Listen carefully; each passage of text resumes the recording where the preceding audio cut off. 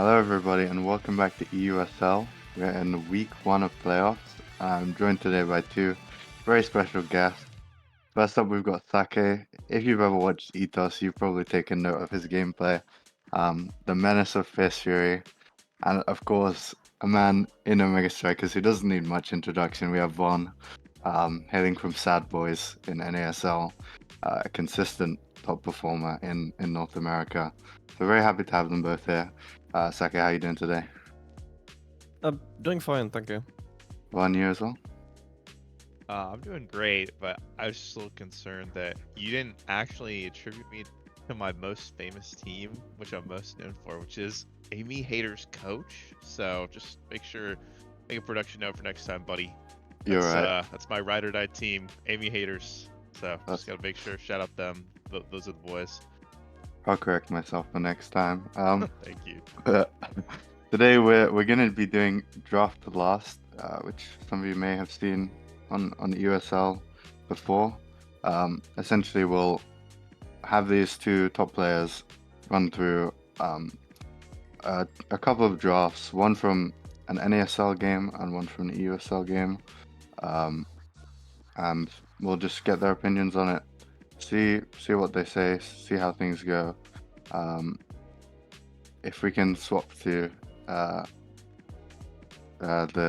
this first one, and we'll have Sake go over it first. But currently we're on not the correct NASL scene. Yeah, just today in playoffs we got some interesting games. We've got first up Tripod Fish versus Fierce Fury. We've got after that Team CT versus Flameskittens, my team. Couple of exciting, important matches. Sake, how are you feeling about your game that you're gonna play soon in the first match? I'm slightly hesitant on like how the game's gonna go. Like we haven't practiced too much recently. Like one team member of ours like was not home for the longest time, and we've only practiced a couple times now recently. So I don't know how it's gonna go, but like, I am hopeful that we're gonna win and like do well. That's reasonable. Von, I know I've heard you on stream. You know, saying you're quite a fan of Team CT. You like their chances probably against Flameskittens. No, I would never. What? Of course not. Gosh, who would ever say that? Flameskittens is probably the favorite to win it all, SMG. You would probably agree with me. I mean, any sane person on this desk would say the same thing, of course. But I don't know. I'm looking forward to watching the games. I've always liked watching pretty much every one of the teams that made playoffs. I was a big retirement home fan too, so I was a little bummed they weren't able to sneak their way into playoffs, but them's the breaks when there's only like a 4-team bracket, so it is what it is. I think supporting Flameskittens is only reasonable, but we do have the draft on stream now. We're gonna have Sake go over this one first. Sake, while you just look at the awakenings and everything, Von, we've got so this one is an NASL game. We're on Atlas Lab, and we've got Chrono Boost Adrenaline Rush starter.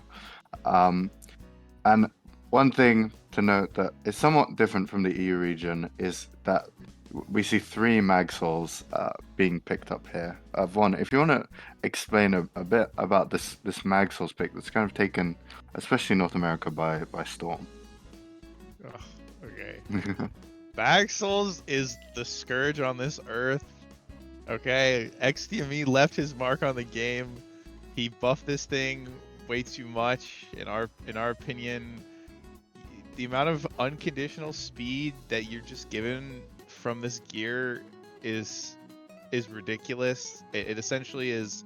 It just says, especially for your midfield, but even if your brawler is playing in tandem, it just reads, you're just 20% faster for about 80% of the game, which is a lot more useful in at least my team's eyes than a more conditional 30% speed if you're able to hit the ball, especially because there's a couple of factors that make it that your slick kicks might be off. Maybe you are playing a character that covers a lot of distance, like Luna or Rune, and you need to walk back to your side of the court or their side of the court quickly to reposition, and you get an extra burst of speed for fun. Or maybe their team has a lot of court control and you can't really touch the ball, but you're able to rotate more quickly off the ball to intercept like a pass or something. So it didn't used to be as widespread as it did. Like, we were just playing it on Demon Deus, a lot of teams in NA, but now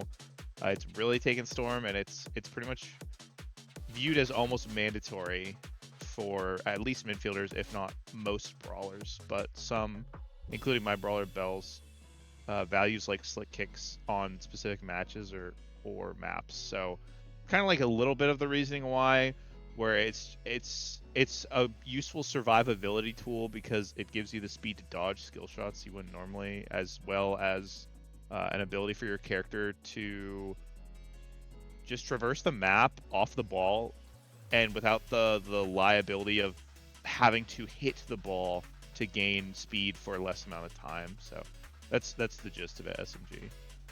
Thanks for the very eloquent explanation, and I think that's given you, hopefully, Sake, time to look at this draft.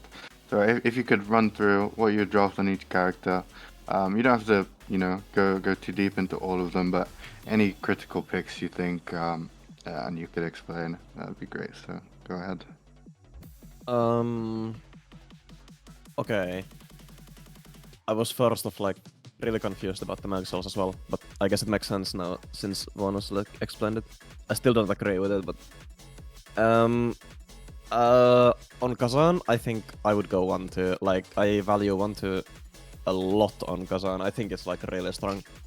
Then I think it's just a given that none takes Monumentalist. I think it makes sense. I don't know about goalie Mako specifics or what you would primarily draft here. I probably prime time. I think prime time makes sense to also not give enemy Atlas prime time, since Atlas is next in draft. I think this is kind of the hard part. I'm not sure what Atlas would take here. Probably Egoist.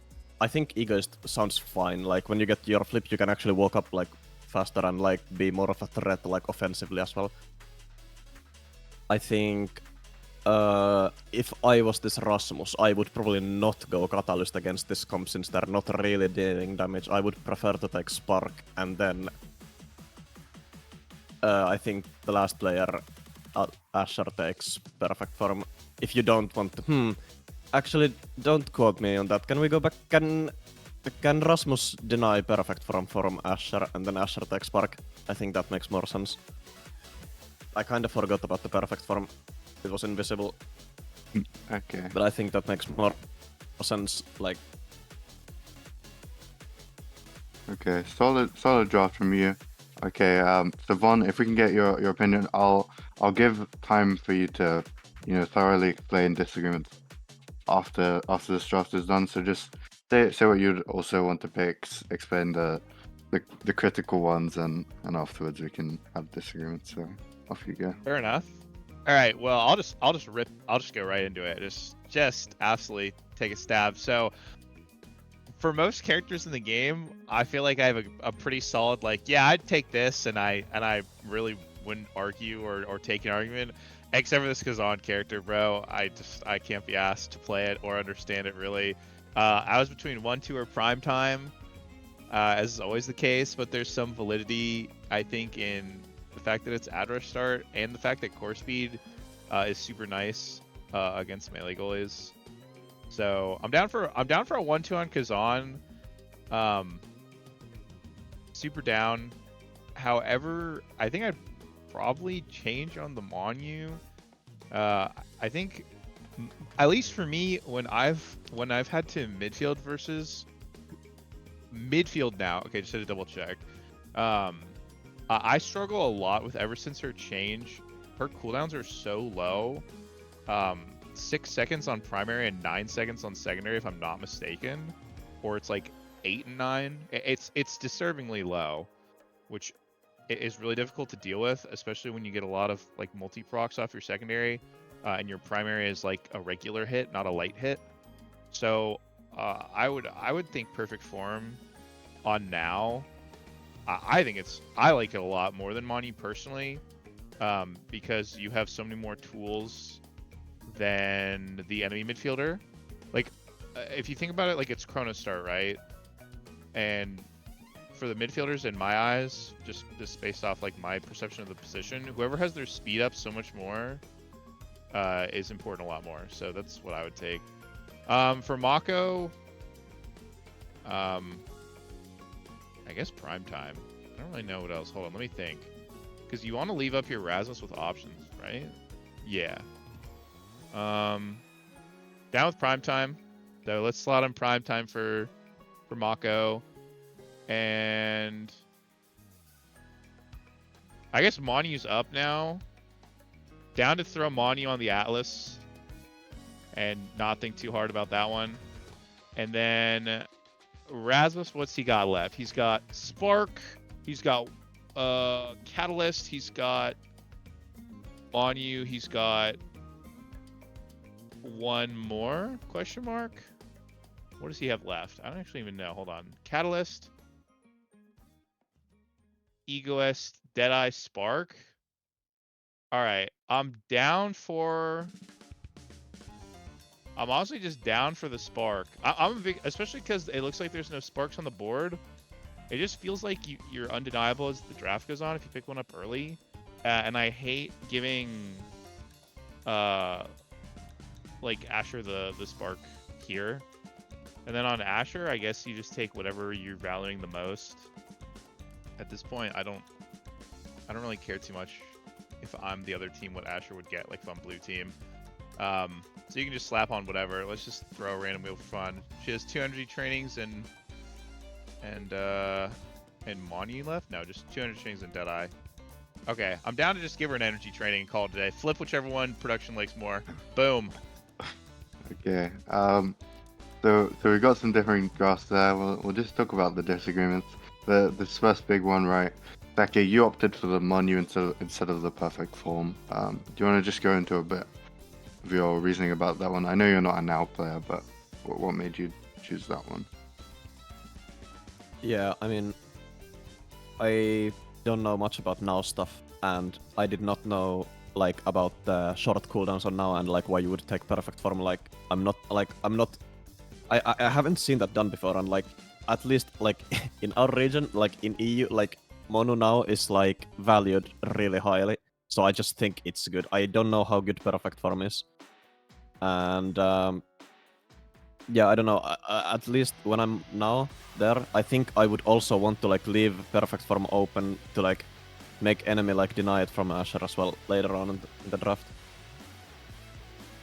Okay, fair enough. I know Yvonne and your team also a lot have opted, instead of denying the money now, to just go for your own scaling. How do you feel about that pick? Do you think, especially since the changes, that it's not as much of a critical draft? Can you go into that? Oh, I mean, I think it's super annoying for sure. Like I definitely, I would never go on and say Monty now is bad. Just I feel like I would struggle, especially on a bigger map like Lab, where she can kind of get away from me and like use the open space. It's difficult for blue team to really catch up to her if she has control over the ball, unless Mako's got her secondary up. The more she has her speed up. So I feel like for her, she has a lot of responsibility for ball handling this draft because she has Atlas and Asher, so she doesn't have a lot of speed around her, and she doesn't have a lot of range.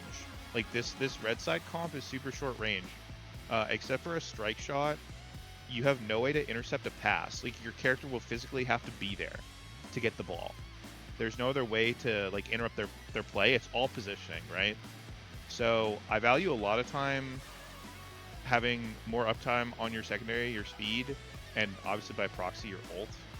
Just because when I play a draft like red side draft, I feel a lot of the times that I'm playing catch up to the ball because we have no real ranged impact on the map. So that's why I like it personally. And that's probably why I'd lean PF. But like, I mean, if you took Monu, it's look, hey, it's a bountiful feast for now. You could really go either way. I don't think there's too much to go wrong here with SMG. Yeah. Okay. Is it like I'm really confused about the perfect form still, like with their secondary being light hit as well, like it barely reduces any cooldowns. It's just the primer that if you like manage to like poke on someone, then it like reduces your secondary cooldown just a slight bit. I still don't know if it like provides enough value to like be better than Monumentalist, because I think Monumentalist just wins you midfield insta. Okay, fair enough. I mean, valid point. I just think the Monu will add like range to your secondary in my eyes, but a lot of times when I'm looking at this, like you're gonna be winning your midfield interactions with strike primary like a lot of times on like a bigger map. Like you're not really gonna be using your secondary on lab for a lot of like one interactions unless the ball's like coming towards your matchup and you can like intercept the pass. So that's about it. That's what I think at least. So that makes sense. On a smaller map, I mean I that's feel like the valid as Monu well. value is like huge, but on a bigger map, I feel I feel like there's an argument for the CDR. So Yeah, that was very informative. I definitely know I appreciate that one a lot. And I think we'll probably move to the next draft because I feel, you know, that first Monu or perfect form pick kind of shaped the rest of the draft. I didn't see too much disagreement with that one. So we can show now who picked what and who these players actually were. So we have Shionzu on the now making that critical perfect form pick. We've got the Mako who was Natty picking Catalyst. We've got the Rasmus who was Cardbox playing it in the midfield, picking 1-2 punch. The Kazan taking that prime time first pick, so different than what you both expected on that first pick with the Adren Rush. The Atlas taking the Egoist, so the Monumentalist actually going undrafted by Barcode. It's interesting choice. He wanted to walk up, I guess, and the Joker picking up that spark for some late game scaling. Either of you have any kind of final comments that you want to say after seeing this final draft? Saka, you have anything? I'm just more curious about the primetime Kazan. Like that doesn't make sense to me. I mean, it's decent, but it's like I don't think I value it too much personally. And I think when primetime is gone, also Mako doesn't have primetime to take, and then it like kind of shapes the rest of the draft. Fair enough. Von, any big thing you want to mention about this one? Yeah. hey, I stay away from all Kazan discourse. Hate the character, also can't play it. So I know a lot of people really love primetime on Kazan. I have no comment essentially, but the rest of it kind of shapes out. Realistically, once that first training differs from 1-2 punch, like I see a logical reason why each of them go the way they do in terms of drafting. So I mean, not too many things to comment on it. Like energy trainings get picked up and scaling gets picked up. Like makes sense to me, I guess. Okay, fair enough. If anyone is interested in watching that, I'm sure it's up on the Best in Slot channel. I believe that was week 6 of an EUSL and the Cosmic Calamities versus Showtime match.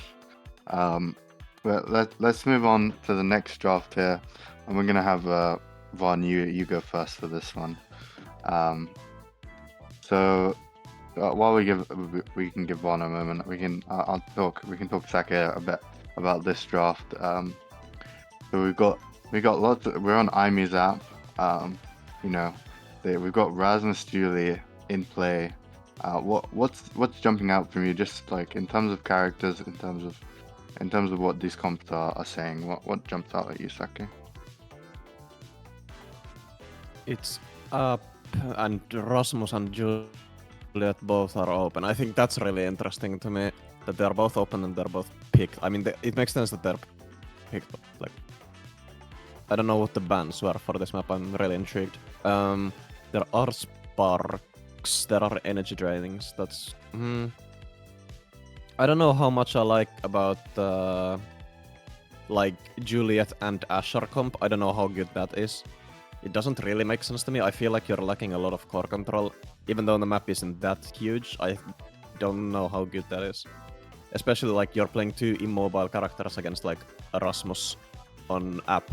That does not sound like a good idea to me, honestly. Okay, very insightful stuff there. One, hopefully that's given you time to consider your thoughts. So yeah, just do the same as you did last time. Run us through this one. All right, I'm down. Low key, if I'm Estelle here, I take like nothing and I wait. Can I do a little like delay where I don't take anything if I'm Estelle? Smile. Because you can do that in the game.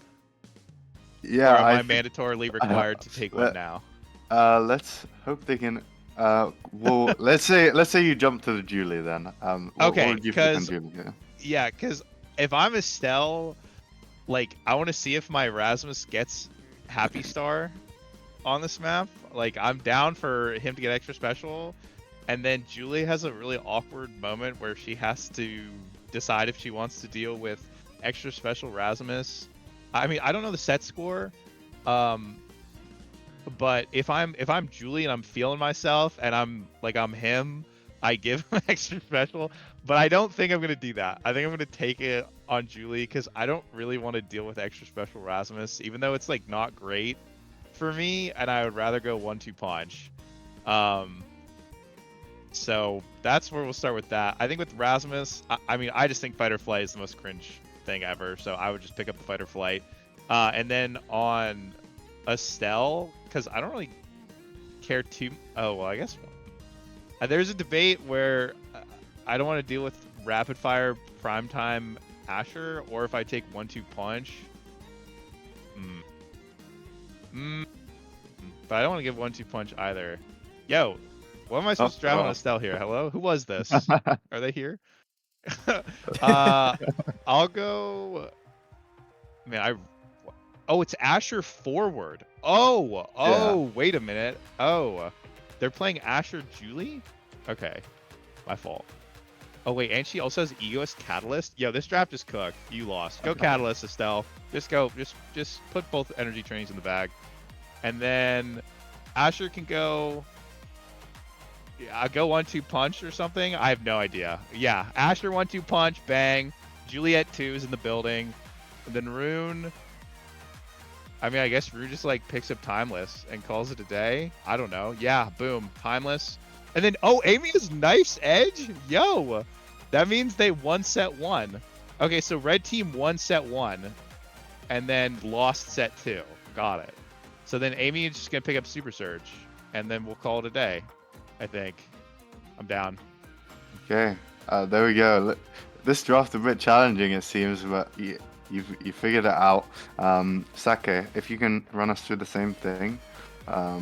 You don't have to talk too much about why you disagree, just explain any critical picks and then I'll give you the chance afterwards.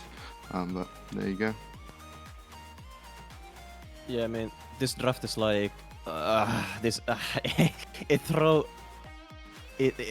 really thrown off. Like, this is really confusing. There's a lot to go over, but like, I think Vaughn was actually like kind of cooking when he said that he wouldn't like pick first on Estelle. I don't think you pick her insta either, but just for the sake of this, I can just say that like maybe if I was this Estelle, I think I would pick.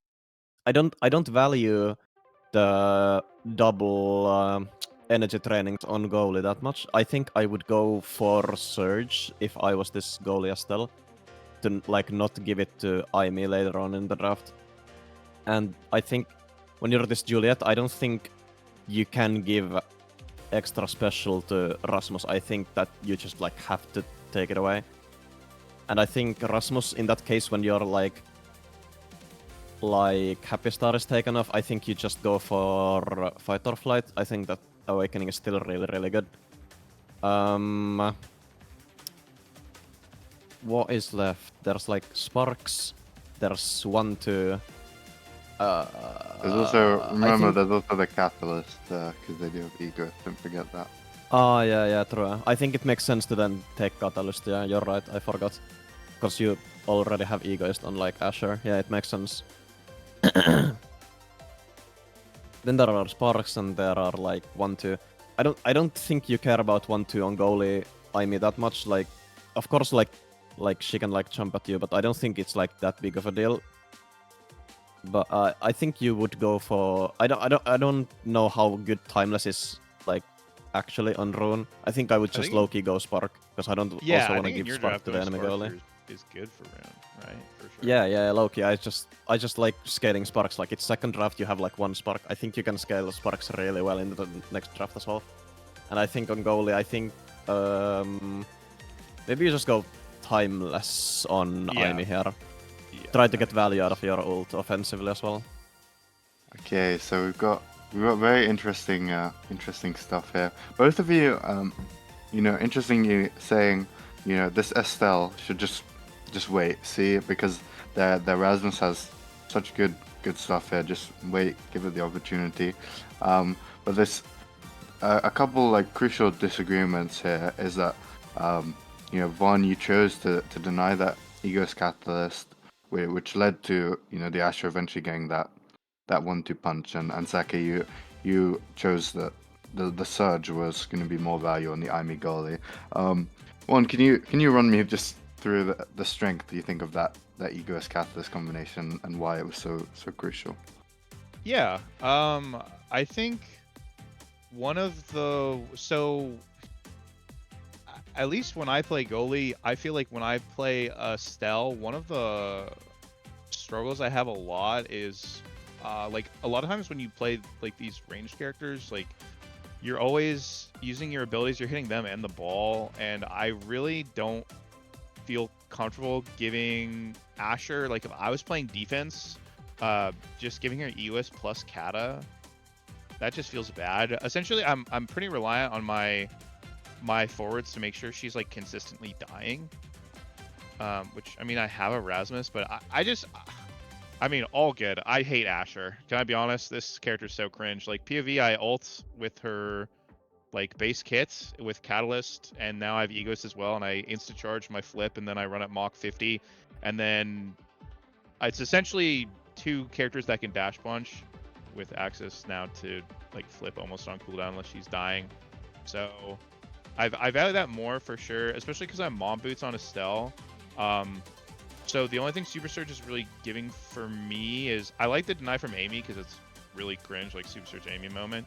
But it's not giving enough value for me, and I think that I favor the offense a lot from like Rune and Rasmus plus me more, like core control plus ability to keep the ball up. So I probably value the like not giving the Asher a potential way to just like randomly like win the game.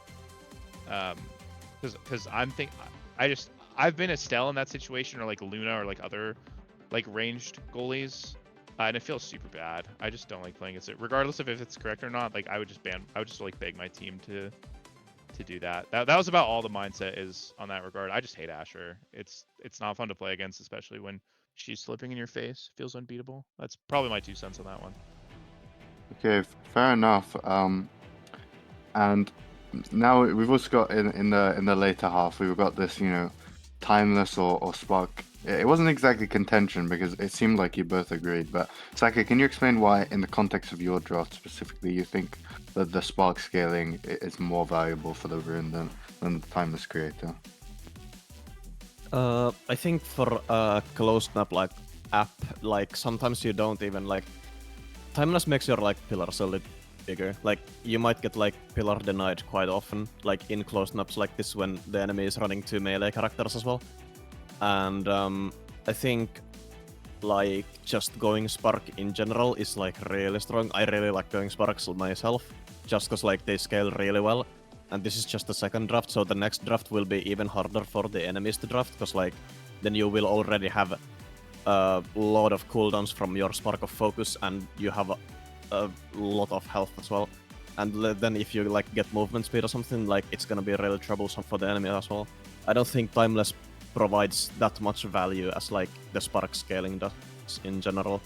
And then I guess just like timeless on aim, it just makes sense to like secure barriers, help your team offensively and stuff. Okay, fair enough. I think with that, we can reveal the players and what was actually drafted here. And this is actually a game you were in, Sake. This is 3 Germans versus Fist Fury. Whoa! Whoa! And Happy so- Star Rasmus achieved! W! So on that first pick, Nitron we took got... fight or flight. He is grafing. What is that? Yeah, I mean, everyone getting something really strong in this draft, right? This is pretty crazy.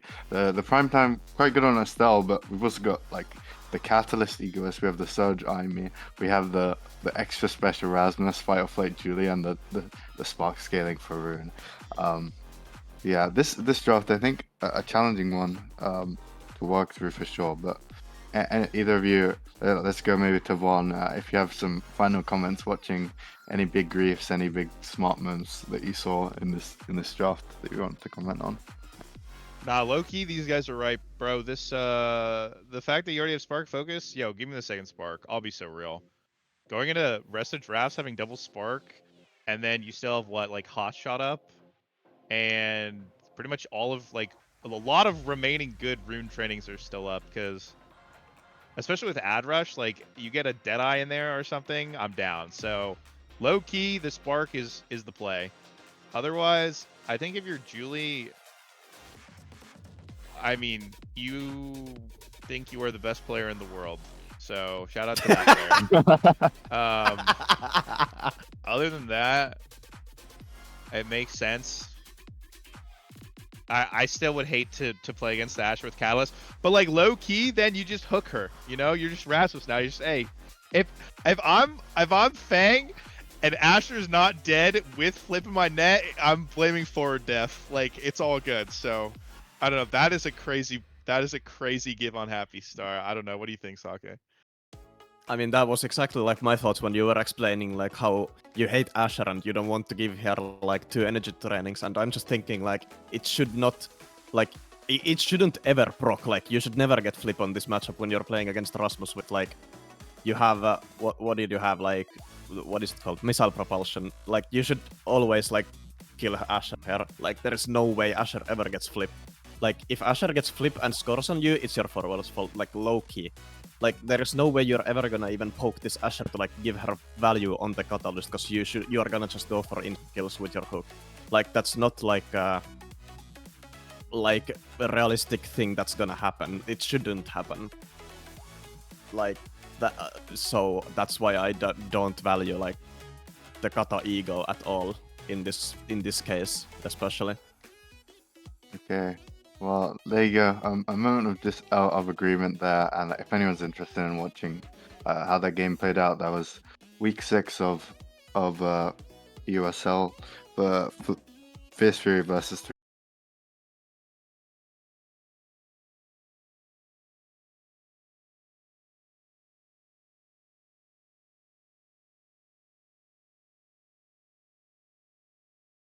I feel like I always learn a lot, like one way or another. So I always really appreciate like being able to talk and hang out with top players from other regions, because it helps me like refine and like reflect on like my own gameplay. So thanks for having me. Yeah, thank you very much. Apologies for that quick stream crash, but we are back now. Yeah, I've been SMG. It's been a pleasure to host.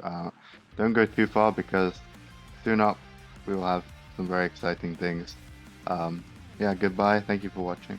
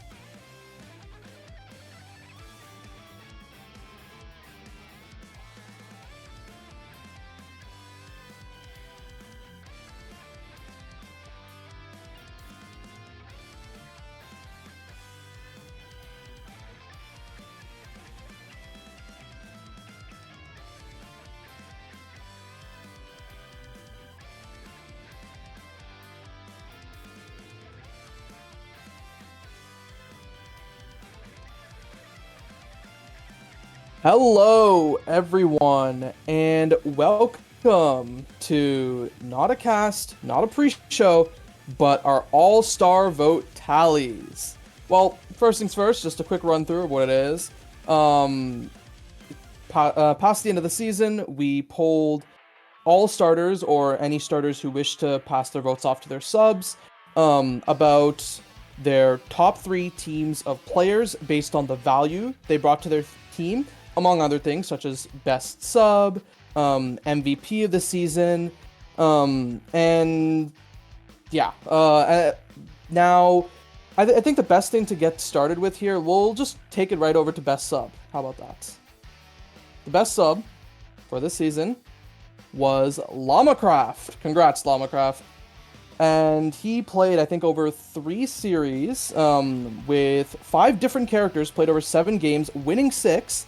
And one of those series was actually the series where Tripod Fish beat Fierce Fury, right? And just looking at them, right, Llama-Craft is a pretty aggressive midfielder, you know, shown by his 2nd highest shots and 6th highest assists per 10 minutes. And yeah, just showing how much of an asset Llama-Craft was to the team, even from the bench. And just as a quick side note, Nuru was also pretty close to this, but Llama-Craft did win out. Now, the next thing I do want to get to is All-Star Team number 3. Now, got 1 player from each role.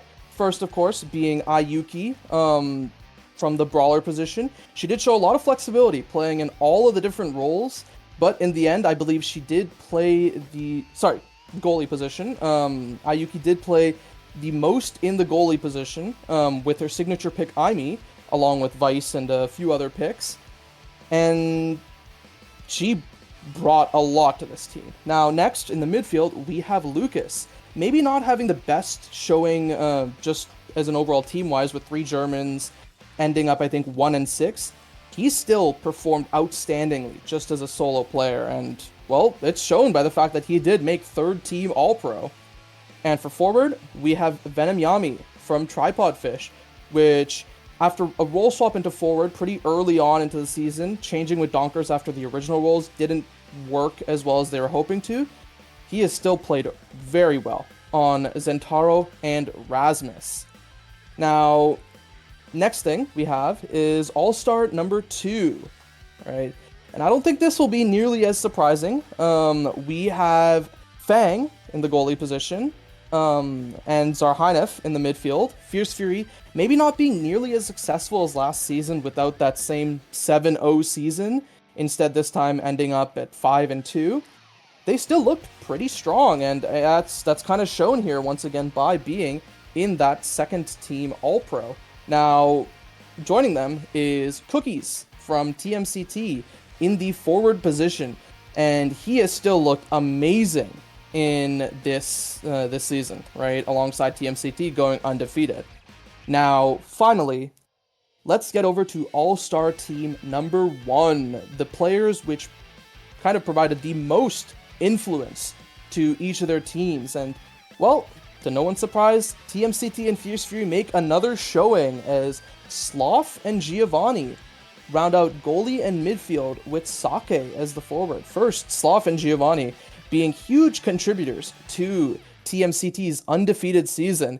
And nothing against Cookies, it just, Sake also provided an insane amount of power to Fierce Fury, and was a lot of the reason why Fierce Fury did as well as they did. Now, among these players, there is going to be only 1 player that was the true MVP for the season. Now, we can take it over to All-Star MVP.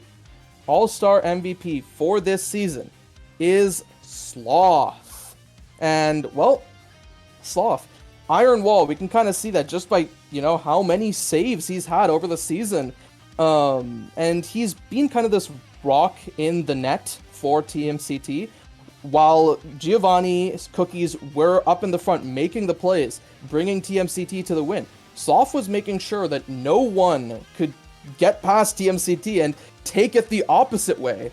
And one other fun pick, I believe this is correct, Sloth actually has the most unique picks for a goalie player with 8. right? Of course, 5 games were played on Atlas, which is, you know, why we have him represented by Atlas here. But the thing is that he did have the most picks on overall as a goalie. Now, one thing to quickly mention is Lucas was actually very close behind in this All-Star MVP vote.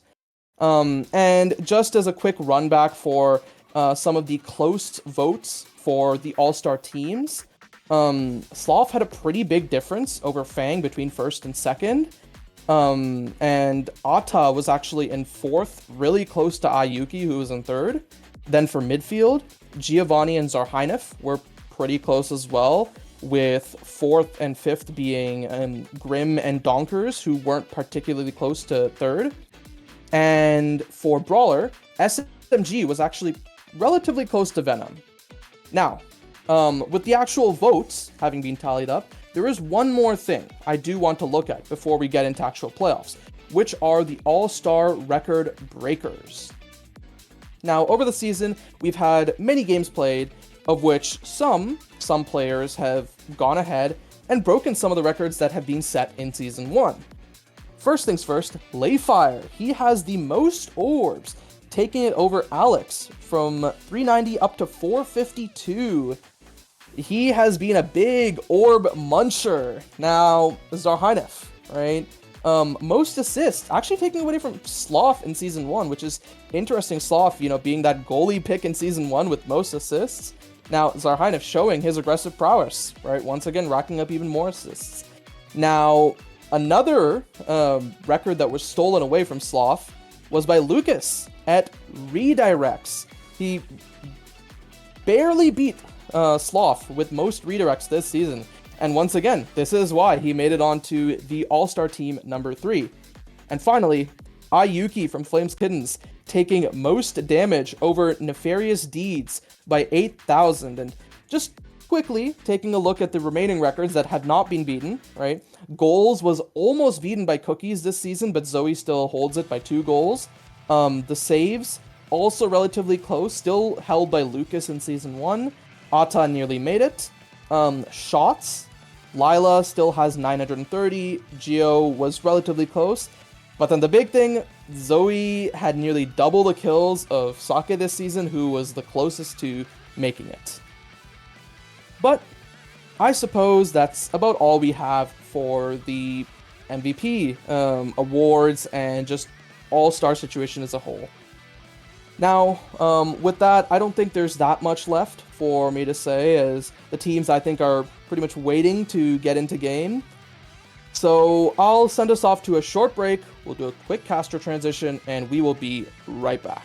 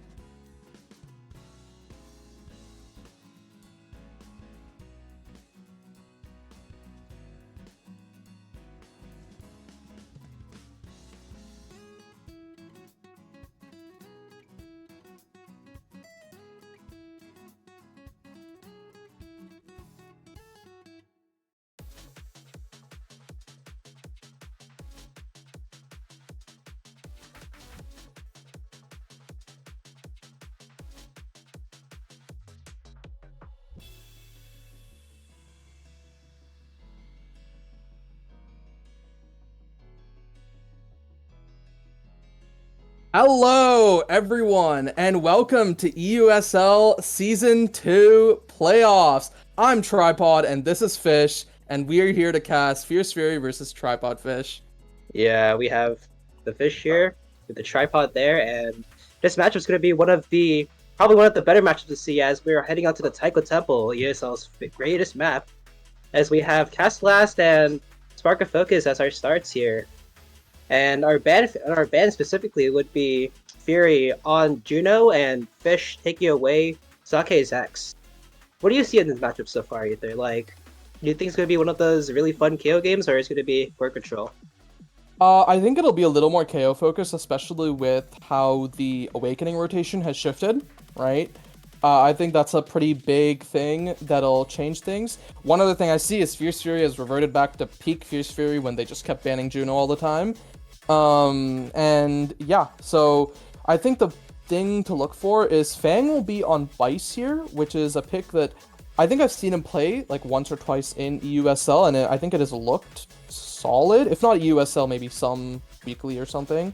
But yeah, the KO comps are definitely being leaned into, right? With Zentaro being picked on one side, and then the Vice Aimi on the other, with an Asher who's still pretty good at plopping down that damage. Yeah, but Zentaro is still pretty interesting picks.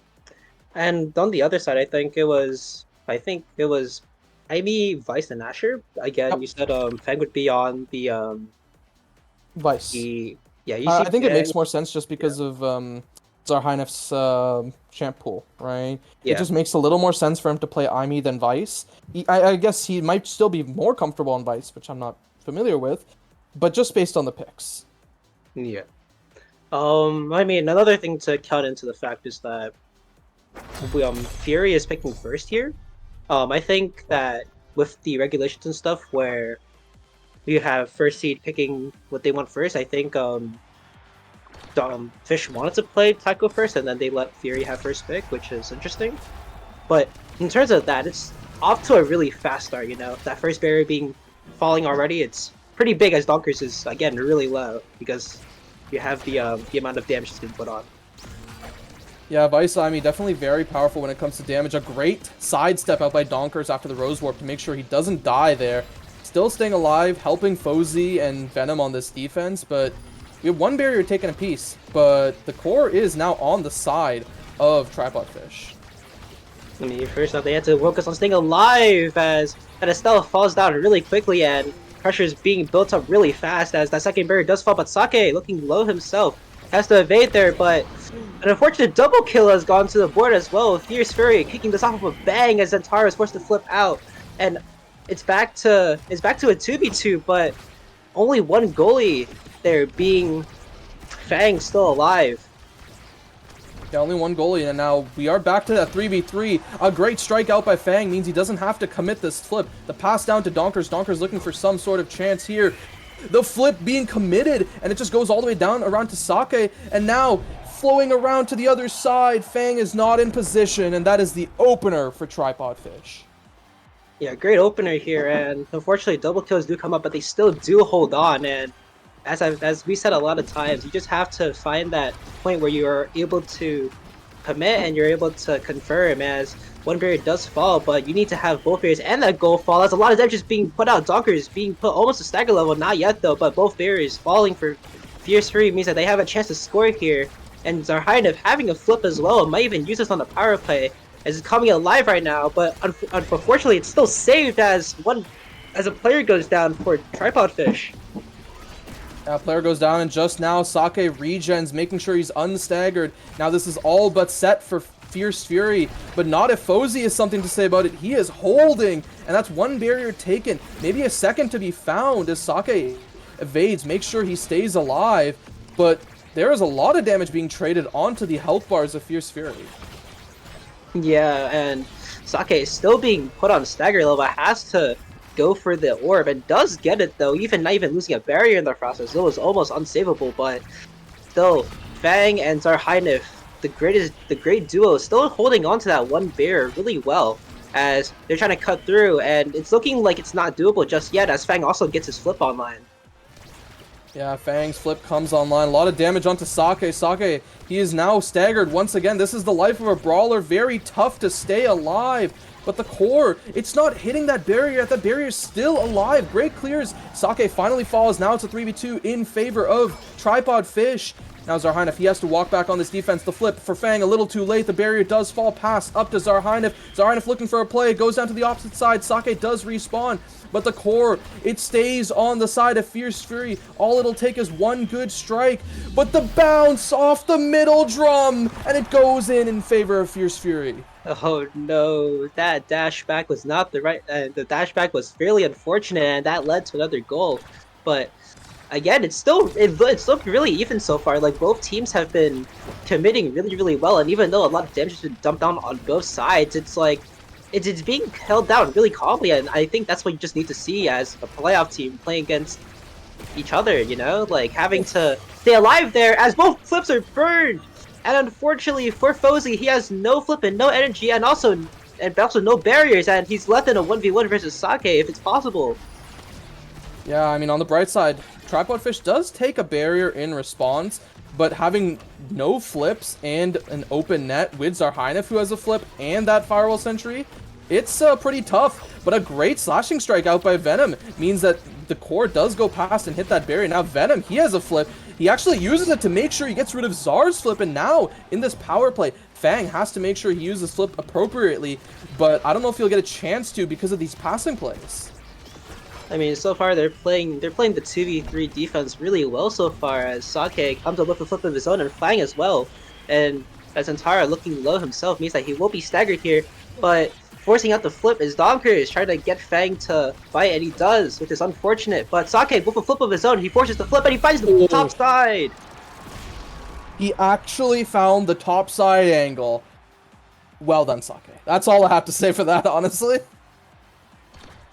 Yeah, and I think that Fierce Fury have to play this really well, and they have been so far, but I think that on both sides they've kind of been just messing up in general. Like there was one time where Fang didn't use his flip on time, which was unfortunate, and also that double flip from both Donkers and Fozy that led to that barrier being, well, both barriers falling as well. So. And speaking of both barriers falling, both barriers fall in favor of Tripod Fish, but maybe a second to be answered with the Firewall Sentry being dropped down. The Pot Splitter has already been committed, but no second barrier to be found. But it could be a goal that's found on the opposite side with Zarhinef looking kind of low, and Venom throwing his abilities at him. The core does go back to Fang, and he does position in time, but Zarhinef, the damage just keeps ticking onto Fang as well. And now the members of Fierce Fury, they're not looking the best in terms of health bars. Yeah, having Atlas res is a really good thing, as Donkers manages to KO Zarhinef, and that Zentaro winning the ability war versus Fang here, bring us to a 0.5. Yeah, 0.5 on the first set, and I think this is exactly what I wanted to see from this series. I wanted this to be as hype as it is right now, and well, we're definitely seeing that with all the abilities committed on that top side. Sake being taken really low, finally finished off the map, but a barrier actually on both sides now, and this is not looking great for Fierce Fury, as the side of Tripod Fish is pushing in. Fang, he has his flip, doesn't commit it here. That means the barrier does fall in the end, and Venom looking to finish it off. The flip out by Fang onto the opposite side, as now Zarhinef is pushing it forward with Sake, with Fang. They're all together, and that's the second barrier that is falling. Now both goals are open, but it's a slice, a dice, that sets Fierce Fury down a set.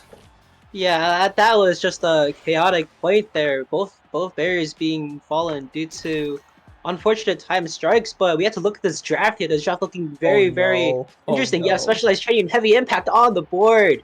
Both great abilities, well, great trainings for Vice to take. Zentaro having to take the heavy impact, but Vice gets that specialized training, and Ivy even end up winning in this draft, having to take another spark off the board. Yeah, and I mean, well, okay. It's tough, right? Because I think this is a pretty big win in terms of damage for Vice and Aimee, but the heavy impact really can't be understated on Zentaro. Like, that awakening is insane because of how much you're just going to be hitting multiple people, right? Whether it's the core and the enemy. Like, that's... Look at the damage! There's so much damage everywhere!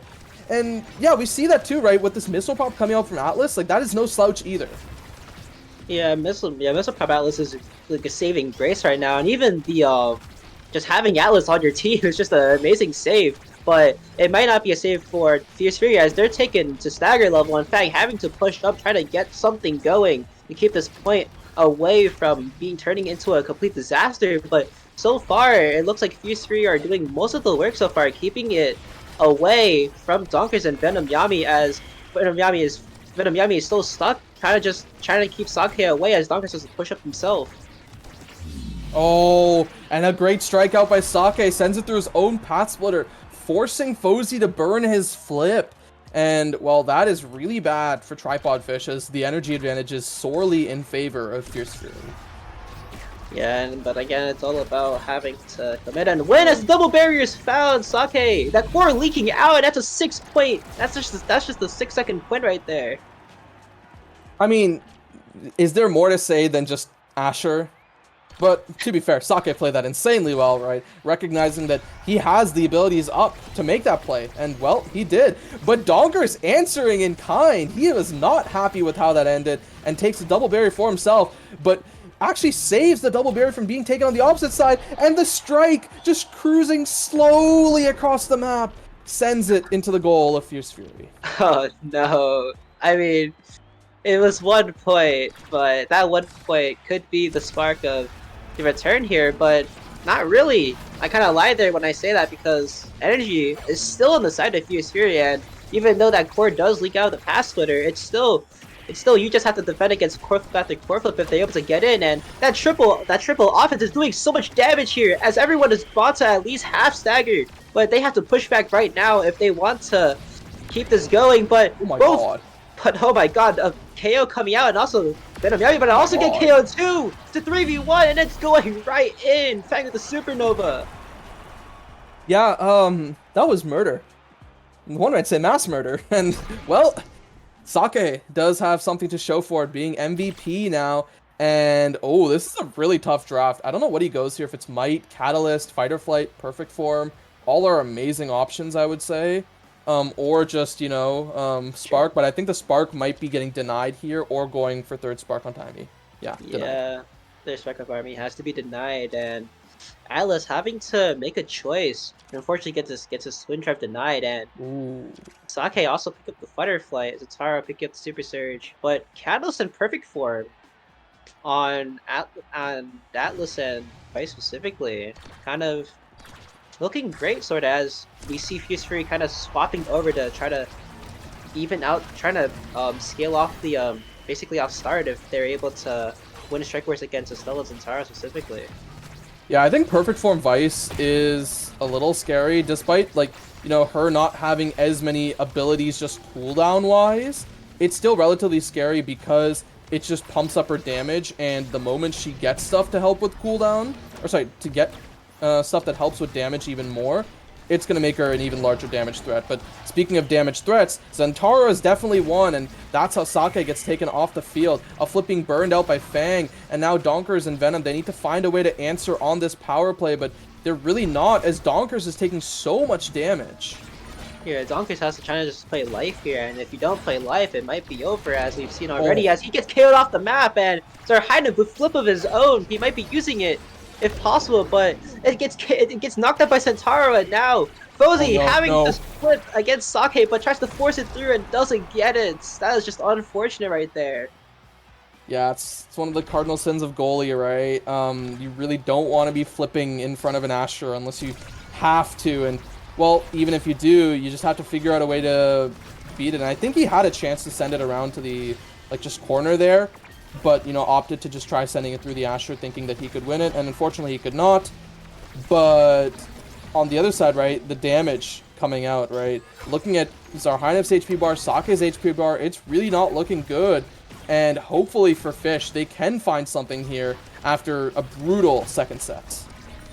Yeah, that brutal second set is coming off really hard right now, as they got basically KO dumped the entire game, but it looks like they're fighting back, as Bag is knocked off the map by this entire Slice and Dice. Now it's up to Zarhaina to keep it alive. He's doing his best, but unfortunately that Slice and Dice again from the Zantaro will be setting it right in. And KO the name of the game here. I didn't think it would be this way, but it looks like both teams are taking a liking to just killing people, and that might be the answer. Hey, it's the new patch. We've already seen it, right? The spec training from Fang, the heavy impact from Venom, right?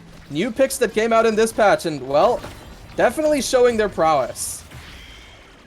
Yeah, and a good flip out by Fozy means that that barrier is safe for the time being, and Fish keeping up the offensive pressure if they can, but again, it's Sake with flip. They're trying to just try to kill him here, but unfortunately, it's not going that well as our Hainev also has to add on to the barrier and try to take it out, but instead of Sake getting killed, he's actually alive right now, and a double kill comes out from Zarhainev and Sake. Donkers is left to get it a 1v3, and it's basically game over right there. You can't really save that.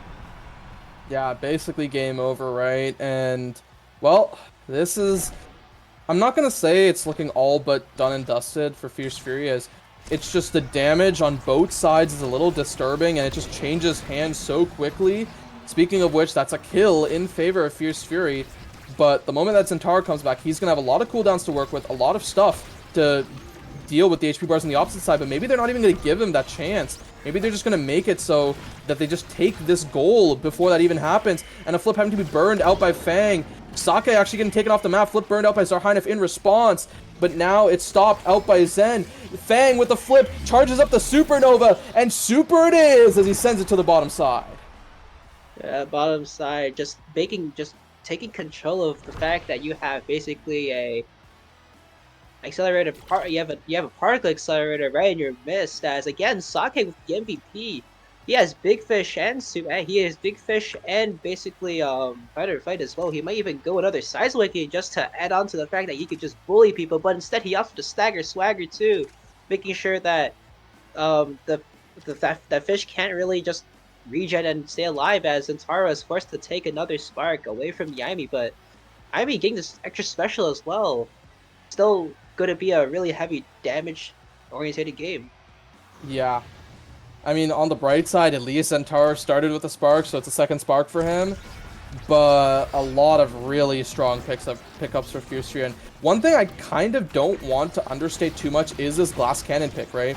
It's not going to be that often where you're just going to be sitting on Fang and like dumping cooldowns on him. So he will have this glass cannon kind of ticking, and that's good amount of damage.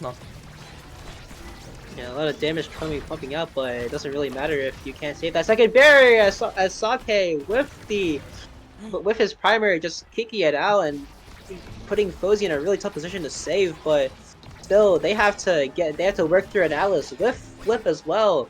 But that's not to worry about Zarhainev with a flip and does get killed by Fozy, but unfortunately for him, he has to work through a 2v3 full of flips and surprises, but Fierce Fury is still holding down extremely well. This is just kind of showing that we're still in the game here, even though we're the second seed. Yeah, and well, they are still looking pretty strong, but Donkers, he's the one who has this flip now. It's actually cleared away from him. Venom reinforcing on this bottom side, getting the pass up to Donkers. Now Donkers, he is the one in control of this play with the flip. They find the barrier. Donkers, he wants to secure it. It bounces off the goal barrier, and that is not good for Tripod Fish, and it's still kept alive for Fierce Fury. Maybe Venom can secure it, and yes, he does with a great strike on that top side. Yeah, it was just a great find, and Fang unfortunately didn't have enough size to catch it, but still, they're up 2-1, and in my opinion, the Awakenings are very, very heavily skewed in Fierce Fury's favor. Just having extra special on Aimi just means a lot more damage comes out, and also the glass cannon and specialized trading device just means we're going to be KOing a lot more, as it's basically shown as a double kill comes out yet again. Fozy just having to opt for the orb and gets the orb and also has his flip up for the next point, but kind of just shows that Fierce Fury are here to play, and the damage awakenings are indeed just strong in general. Yeah, damage is strong, and well, last patch was the King of Speed. This patch, we see all these damage awakenings getting rotated in, and well, they are definitely being put to good use by some really great players, and that's one barrier taken apiece, but Fierce Fury, they are in the driver's seat.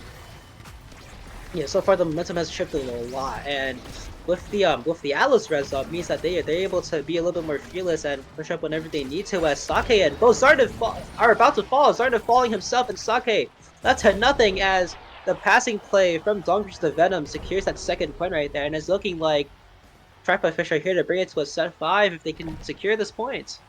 Okay, so this is like good and bad.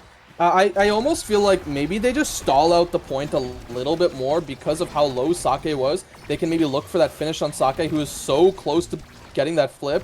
And while there's that flip for Sake, probably going to use it to kill Venom if he can find it. No, just actually saving it for this barrier. Gets intercepted, and he is actually now really low with no stagger, but he has a stagger swagger that's about to start ticking.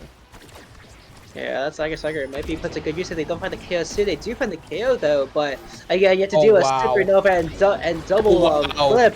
As flips are traded out as well, or Hynef just saving the point there, bringing it to match point for Fierce Fury. But again, Fang and Sake falling off the map was not a good thing, as they had a lot of energy to their name.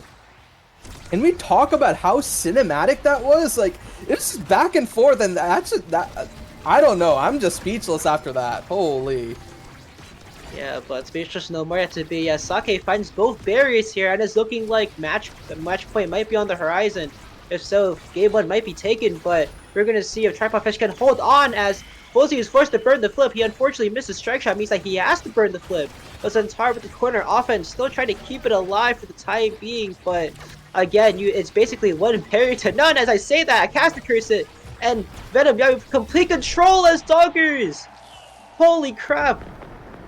That Aerials is putting in so much use, and thankfully it finds the point. Well, Camera Shy, they are no longer. The Tripod Fish are back in business. And again, the ad rush on the board too means if they get ad rush, it might be Jover. But again, you have to kind of worry about the fact that Aimi and Vice both are picking over Estelle, and that comes into great use as Vice opts for the rapid fire, and Aimi for the hot shot too. Just means more core speed, and if core speed is the way to get it in as well as having to KO people, then so be it. But I don't want to take away from the fact that Fozzy has Timeless Creator and Monumentalist as well as Missile Prop on Atlas. Yeah, that is very strong. I think one other thing is that Donkers he is getting some speed, right? Peak performance. He is actually going to be surprisingly tanky. And, well, tanky is not Sake, as he does get dropped off the map. And maybe soon to fall is Zarhynef. And Fozzy looking for these clears. Zarhynef still keeps living and actually takes one down with him as he falls. And now we're back to a 2v2 once again. Fang pushing up, looking to take something away from Fozzy, but Fozzy, he has this flip. He has all these abilities. That expanse is lasting forever. He kind of has all the time in the world here as Fang pops another supernova and gets that second barrier with the amount of damage he's been putting out. But again, Sake and Zarhynef both with like no stagger to the name. It looks really like unpromising as you're forced to just play life, and life isn't the game you kind of want to play if you really want to score. But again, double passing play, kind of just trying to just get as many abilities as you can out of the way of Fang. But Fang still has his flip up though. Even though a kill almost might be out, it still is a game yet to force through, and that Atlas ult is kind of just saving them a holy grace. Oh no. Oh, that's so tough.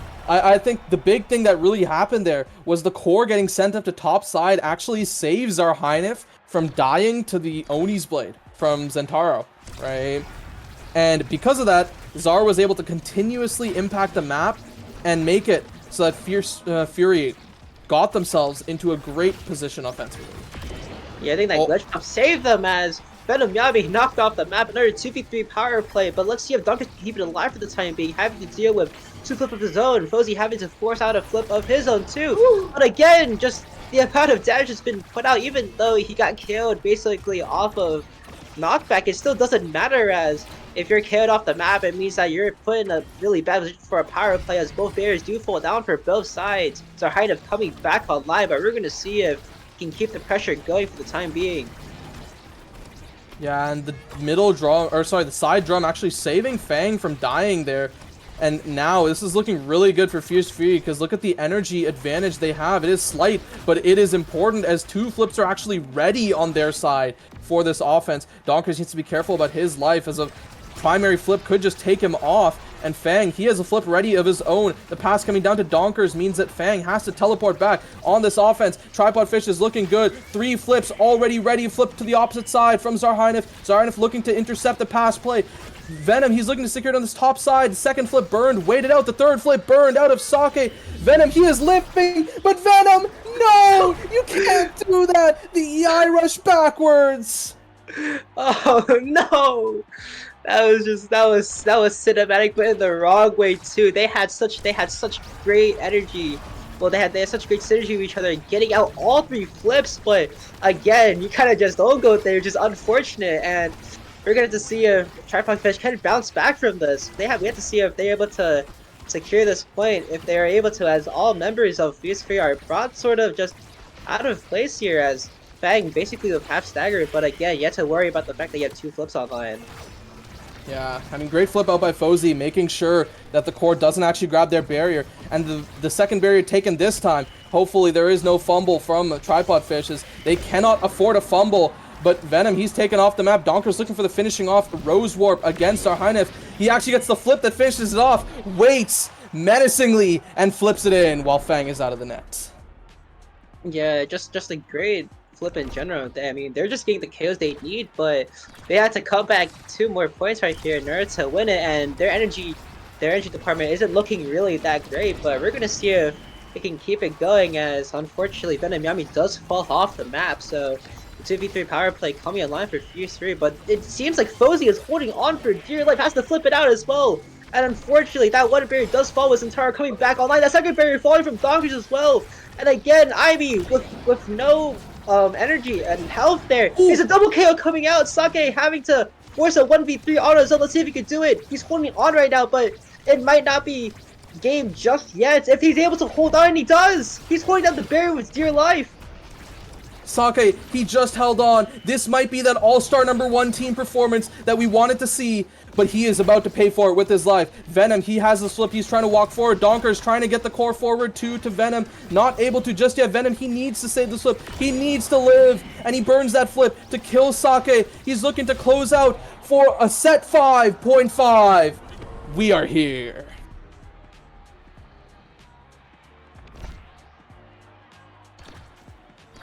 And well, Tripod Fish, Fierce Fury, only one of them will win this Taiko Temple map, a staple for EU, probably their favorite map. And Venom being taken pretty low already, 1 barrier taken a piece, looking pretty even so far. But the energy advantage, I would say, is slightly in favor of Tripod Fish, with Fozy having this defensive flip ready.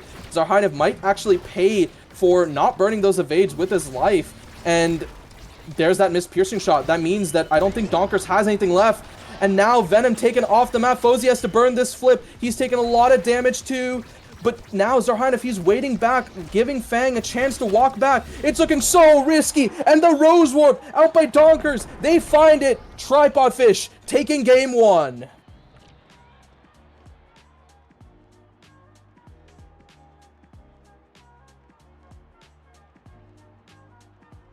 And, well, Tripod Fish taking game 1. I think this is actually Fierce Fury's map pick, which, I mean, I could be wrong about that, but I believe this is Fierce Fury's map pick, and 26-minute game, almost everyone above 200 redirects. That was cinematic, and just look at the damage. This is an absolutely lethal game. I don't know what else to say besides it was just a bloodbath all around, and we did see that, but thankfully for Tripod Fish, they did come out on top, and we'll have to see if they can close out one more, because while a lot of people may have originally favored Fierce Fury, Tripod Fish was the one that came in as Seed 2. Admittedly, you know, beating Fierce Fury with Cray, but maybe they can show now. They can beat the Fierce Fury main roster. I mean, my internet just cut out there, unfortunately, but again, Fish showing that they can pull it off, and they did indeed pull it off. And again, this, what Ether said earlier, this might be what makes them into that winner's final if they're able to take this second game. if they're able to. But again, I think this was their map pick, right? Unless I'm mistaken. I am not 100% sure because I think there's other maps that Fierce Fury do like, but I also think that Tripod Fish don't particularly like Taiko Temple. So it's like kind of conflicting information. I'd have to check the map draft again myself. But yeah. Well, we'll have to see, right? I think there is some stuff being set up on the lobby side, right, while the players prepare for map 2. Otherwise, any adaptations you think will happen, or do you think we'll just have a KO off again? I mean, I think with this patch in particular, it's very, like, again, very, very KO oriented, a lot of size oriented as well. I don't think we're going to be seeing quick control all that often anymore, but again, if they're able to, I mean, again, if you're able to put the puck in the goal, then surely it's a winning angle. But again, this is just how to play against this comp is very interesting again, because you have to deal with the fact that, I mean, both teams had a good comp actually. Like, Yeah. going into that, it was very strong. Like, I didn't even expect a lot of damage to come out, but again, it did. So. I did. You have Vice on one team, Yeah, yeah. Zentar on the other, and then Aimi is also just a damage menace too. Yeah, unfortunate. Holy crap. Yeah, I mean, But thinking about this, right? So there were whispers coming into this patch that this would be the Vice patch, and we would probably see it again. And well, that Vice looked really strong. And on this map, we are actually going to Aten City. I don't think we'll be seeing a Vice here. I could be wrong. We have Spark of Strength, Deadeye start. I wonder if the Luna is going to get picked. yeah, that start. It's gonna be interesting. Holy crap. I mean, on City with Spark of Speed. I mean, not even Spark of Speed. It was the Spark of Strength there. Strength, It would be interesting. Yeah, again, just KO in general. But I don't know if we're gonna see KO this game. I mean, I said that earlier about Taiko Temple, but genuinely, I don't know if both teams are gonna go any KO. Like, we can see the Estelle pick again as well as the Amy pick, but I think both brawlers have to change here. It's gonna be an interesting game to see. I don't have any of these teams played Autumn City or like liked it in general. I am not particularly sure. If you want to yap, I can do a real quick check. Yeah, but again, Fury burning, taking out the Juno as well as Fish taking out the Kazan, and opting for the Estelle, I think is Zarhainev ready to go. Yeah, as far as I'm checking, I don't think either of these teams have had Aten City in the time that it has been in the map pool this season. It has been banned either by them or their opponents. So it is interesting to see this actually come out. And, well, Estelle, a very high prio pick. And actually a kind of half deny away from Donkers. Because the Estelle was what he reverted to when the Juno was gone. Now, on the other side, we see Kai Rune getting picked up. And what I think this is going to be Rune midfield with Kai forward on Donkers. Goodness, I mean, that is certainly a statistic, alright. And you see on their side, Fang is picking up that Luna, as you said earlier, Ooh. Luna Deadeye. Very, very fun. As well as the Rasmus, actually. So there's going to be a sort of deny, I think. I'm actually not too sure, but I wonder what that last pick's going to be. Because, again... It's weird, right? There's a possibility for this last pick to be Atlas. I think the one thing I wanted to mention is I think this is actually going to be Fang, Estelle, and Zarhainev Luna, because I don't think Fang has played Luna period this season. Zarhainev has actually picked it a few times, and Fang has played the Estelle too. Estelle is a pick that he has looked comfortable on. And then, yeah, we see the Drakkar for most likely Fozy, I think. Unless this is going to be like a Fozy Kai, and then we'll see like I think this is forward. a Fozy Kai angle. I think this might be a Fozy Kai angle. Could be Yeah. uncertain, but... Man, And I mean, it'd be Donkers Drakkar, which is something I'm a little surprised about. I'm not really familiar with. But yeah, let's run it. Let's see how this will go. Yeah, Fury on the blue side, Tripod Fish on the red side. It's looking, I mean, both these comps are very, very... I say it's core dependent, but it's not really core dependent at all. We're going to be seeing so many chaos coming out. like again, like I think the damage side, like damage battle has been basically won by Fuse Fury. Like you have Deadeye on basically every character. I think only Rasmus might be opting for the Spark of Strength, but every other, I mean, everyone else might be going like Spark of Strength for Fish here. Maybe even Deadeye for Kai if you really want to put in the Giga Blast, but still, it's very, very KO orientated with this patch, and we might see even more KOs come out. Yeah, I think the thing to keep in mind is I don't know if this will really be that kill-focused map because again, it's A10, right? Are you realistically going to be dying on A10? I mean, yes, maybe if the damage is enough, but it's such an open map, right? There is like everywhere for people to run to. You won't be seeing the stuff that we had last time where there was like 3-man Vice Salts and like 2-man Slice and Dices or EI Rushes, or just like multi-man Path Splitters, Glitch Pops, whatever, right? Everyone is going to be a lot more spread out on this map. Yeah, might not even find value in heavy impact, so to say, on this map, if you take into the fact that you basically gain coolers every time you hit someone and another person, for that matter. So I think probably it's 2 targets, so core will count, I believe. yeah, I guess, but I mean, that would basically mean that you have to find. I mean, corner offense has been like corner offense does work on this map too, basically. So doable. Well, I'll say, I mean, like core plus enemy is very feasible regardless of the map. Yeah. I actually wonder how this first set's gonna go, or at least this first point, because again, we start on the. So I want to see how both teams kind of incorporate their play slowly, because again, Luna's not gonna have really a lot of opportunity to do anything, because you don't really have that much leeway into having the ult up, and you're able to stop basically anything from happening. But again, this is like you don't have. I mean, I'm actually surprised that there are no healers are coming up for teams. Like most of this is just damage versus damage. So yeah. Okay, yeah, you were right. This is Fozy Kai, Strike Shot Kai with Deadeye. Spark of Strength going on to Rune, Drakkar, and Rasmus, with Luna and Estelle also picking up Deadeye. And note to be had, this is Momentum Estelle, not Strike Shot Estelle. So just a thing to keep in mind. Yeah, both barriers falling down really quickly because again, this is a map, but Venom and Donker is just connecting on the passing play, getting that first point online. And Zarhainif and Sake don't have their ults up. I mean, none of them do. Only Venom and Donkers have to flip basically because of the scored point. But again, we have to kind of to look at how both teams can do with not having a ult up for the time being. But so far, it looks like Fish are getting into their way, putting up all that pressure, and so far it's looking really good as basically all offenses are stalled out as Donkers put into the perfect position to just shove it in, getting even like inched forward to push it through.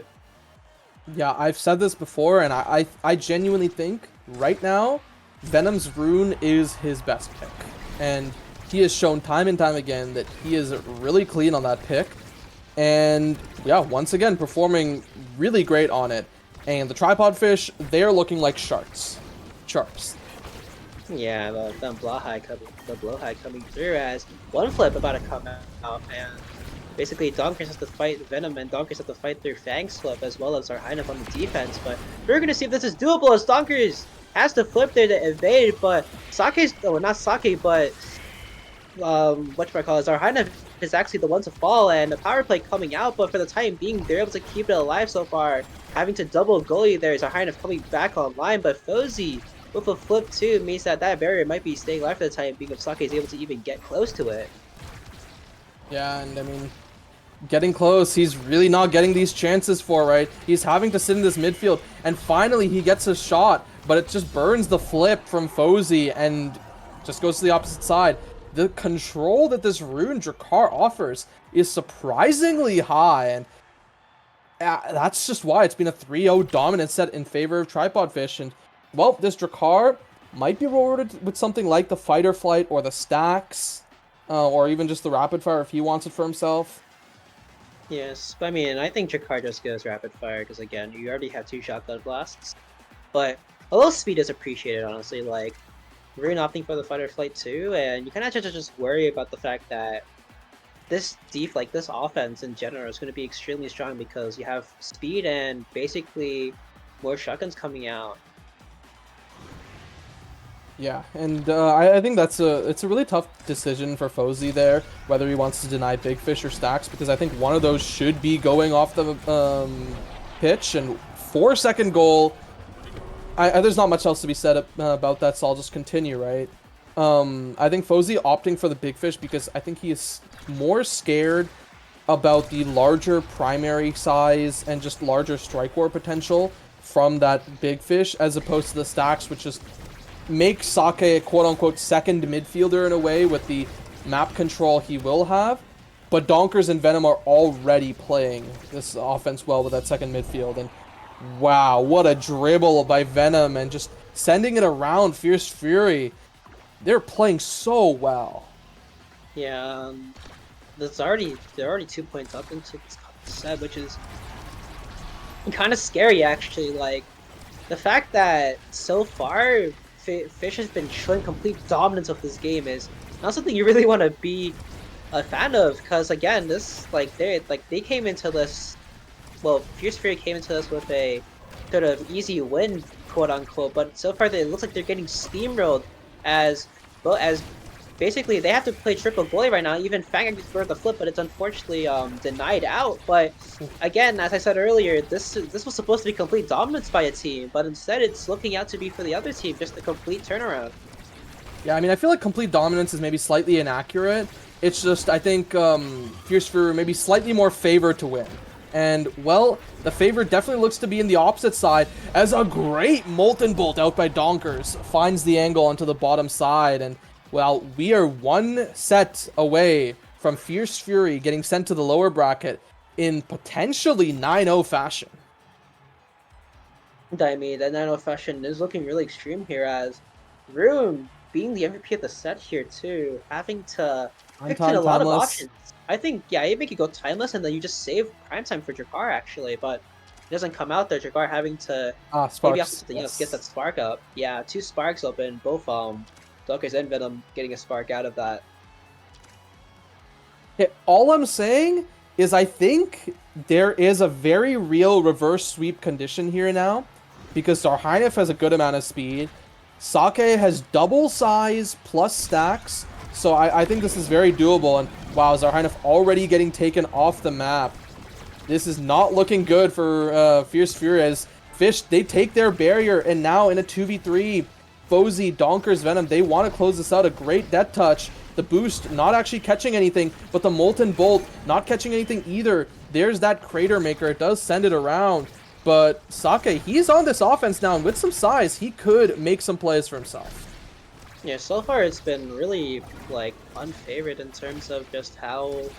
I mean, the match, as far as the matchups go, I think Kai into Rasmus right now, like, even though it seems like horrible as Rasmus is able to just get it clean off of Kai right now, it's basically winning, because he has no pressure so far, but Zarhynef, I might have just cast a Christian right there, but Zarhynef with the free boost up to the top side means that Fozy's unable to save that, and as you said, might be a reverse sweep possible, because again, just having speed on Optin City is just heavily in favor of you if you're able to even get it.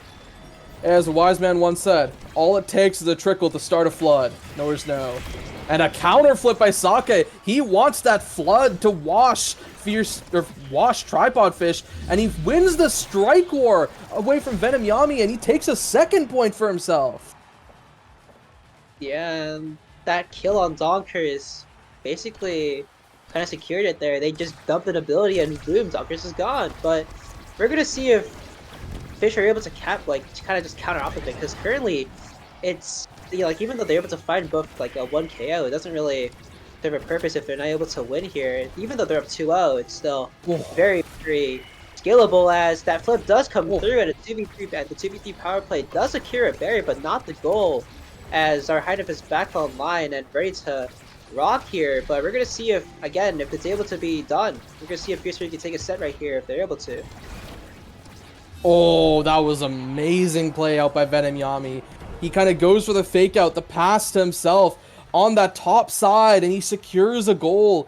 This could just be the end maybe for Fierce Fury if they're not able to close out this set. Yeah, they still have 2 points of leeway to go through, so it might not be over just yet. As okay, with a great death touch, does send it right back to him. Before gets the strike though, so not for the time being. But again, just our Heine Deadeye Luna just absolutely controlling the fact that Donk is put on such low HP and he has to stay back to stay alive. As Sake with the flip too, Fozy the counter flip as well, but Fang still has his flip as well. It means that for the time being, it's still kind of savable. If possible, as Fierce Fury come up on the offensive momentum play yet again as our Heine flip up will almost fall, but again, I think that core saved him right there. It means that for the time being he is alive, but Fang burning his flip too means so far it's looking uneven. And well, Fierce Fury, that's one. You got 2 more. Let's see if they have 2 more left in him as Zarhaida picking up the MVP of the set. Does get the specialized training, even missile prop too. Holy. Yeah, and I think for Luna, this is probably the missile prop pickup here. I mean, maybe Hot Shot. I don't think he ever wants spec training here. And yeah, okay, grabs the Hot Shot. Now Kai picking up spec training. That is pretty scary because Fozy has been hitting a lot of these Giga Blasts, and those Giga Blasts are gonna hurt. I mean, the fact that he has some, I mean, I'm pretty sure he has a lot of range here because, again, he's been, I mean, it might be just because he's been pushing up a lot and getting those easy midfield lines, but like, again, the fact that he has specialized training and he's able to use those Giga Blasts really well, really, really far, and again, the fact that he can too, but again, Fozy also dying there too is not a great thing as Dake with the Death Touch does bait out Venom and gets that first barrier to the top side, but still, the double KO. I mean, what happened? I didn't see Fozy at all. He just, like, Giga Blasted that guy and then died. And then refused to elaborate. Well, he's down off the map, and that's Sake who finds that goal. But on the other side, Donkers is the one taking damage, but Zarhainov gets finished off by another clutch Giga Blast. And that's some really good damage on Sake too. It's Venom who gets taken off the map as well. And now Donkers, he has to find a play 1v2 on this offense as Zarhainov does respawn. He's keeping the core forward. The Molten Bolt continues to just take it around the map. Donkers taking a lot of damage. The barrier does fall and now it goes up to Sake. Zarhainov, they're looking for this offense here. Venom, the banish, loses the strike war, but does win it in the end thanks to the secondary. Keeps it forward. It's up to Donkers, and Donkers, he needs to find it against this flip. Doesn't just yet. The flip is still alive. And now Venom, he needs to win these strike wars, but a missile! The whammy finds it from Zarhainov. Yeah, I think that they're finding more kill value just because they have, I mean, even though you have Prime Time up, I think Prime Time got a buff because it's now 4.5 instead of 5% less damage. But again, Deadeye missile prop too, just I think leading the charge in terms of damage.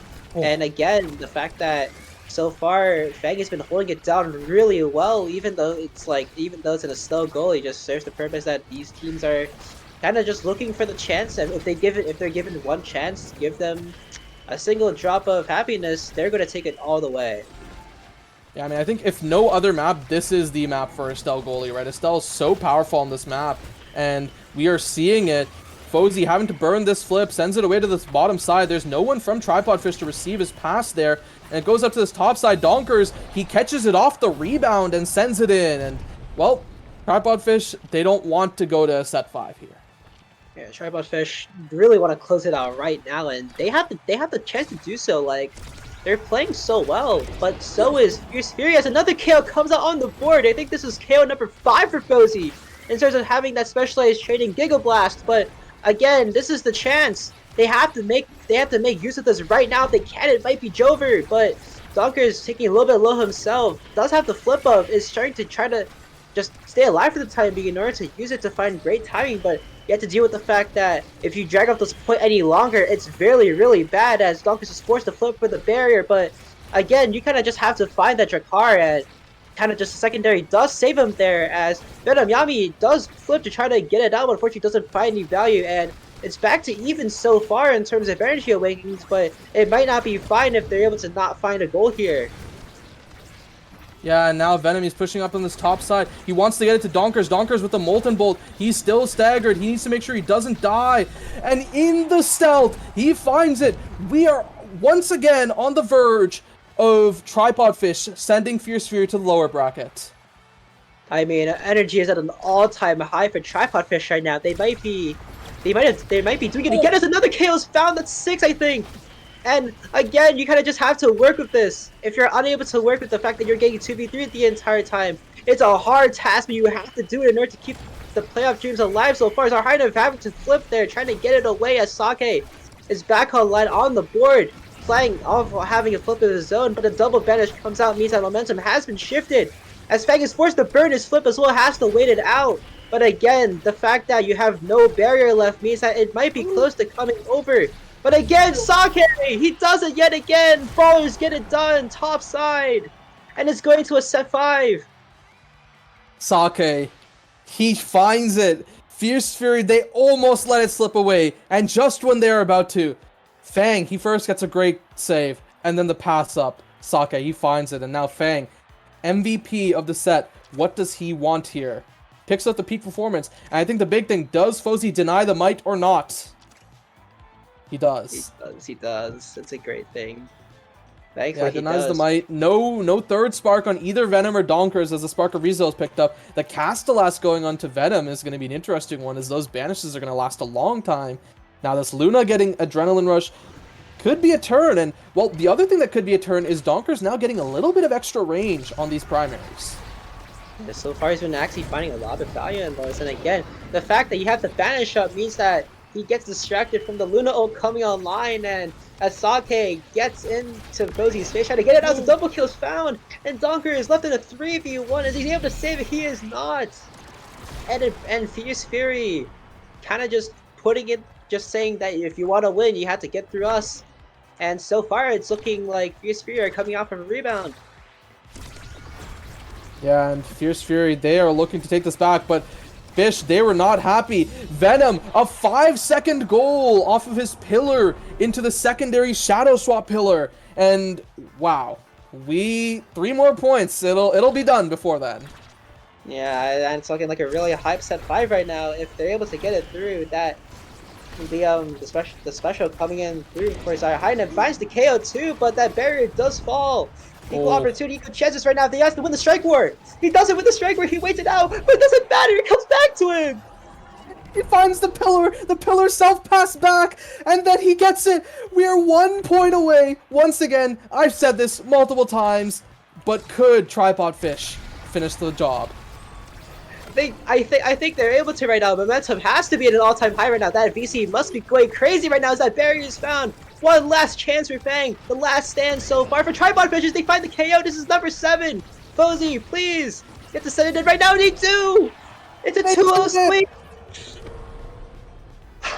They did it again. They find the win against Fierce Fury. Tripod Fish, they send Fierce Fury to the lower bracket. And they are going to be waiting in the winners finals for the winner of TMCT versus Flames Kittens. They beat the allegations. And it works out in their favor. Oh my goodness. Set 5 is set 5 comedy right there. And again, I might have lied. It was only 5 KOs, but still, the amount of KOs he found was insane. Yeah, I mean, had the most damage on his team for one thing, right? That disturbing spec training strike shot Deadeye build on Fozy, he was killing, right? And I will say, some of those kills definitely matter. One of which being that kill he found in set 5.5 on Zarheinif, giving the momentum advantage to Venom and Donkers on this offense. And, well, with no Zarheinif to back up Fang, that's an issue. And, well, Tripod Fish, they take care of the issue, and they find it, right? Overall, they were been playing really well in this game, right? They started off first with a clean 6-0. It then started to slip away a little bit. They looked okay. And then in set 5, they cleaned it up, they figured it out, and they're past Fierce Fury, who I think coming into the season, people were pretty confident in Fierce Fury being the champions. But now, they have been tested by TMCT, they have been tested by Tripod Fish, and, well, they might be waiting in the lower bracket for potentially Flames Kittens if they lose against TMCT. Yeah, I think they had I think they had like a decently rough start at the beginning, right? I think they were, I don't remember, were they 0-2 at the beginning? I'm not sure. Yeah, no, they were. They were 1-2 actually, and then they won the next 4 They games. did lose the first 2 sets. Yeah. But still, again, the fact that Fish has come back to a really strong start just shows that this team is very ready to head on to basically winners finals and basically showing this game. Great job played by both teams. Yeah, great job overall, but we do have another series coming up pretty soon. TMCT versus Flames Kittens. I think there's a lot to talk about in that series, but that's not something for right now. Well, everyone, don't go anywhere. We'll be going to a short break, and once the teams are ready, we'll be right back.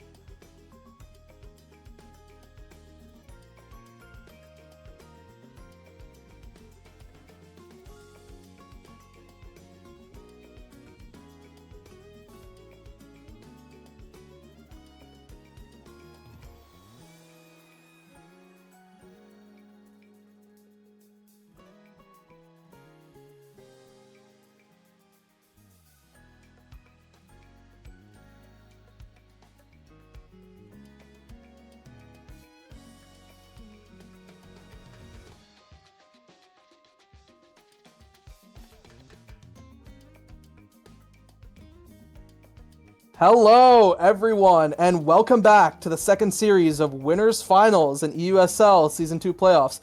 I am a Teenage Mutant Cringer Turtle, and this is Flames Kitten, and we are here. Welcome.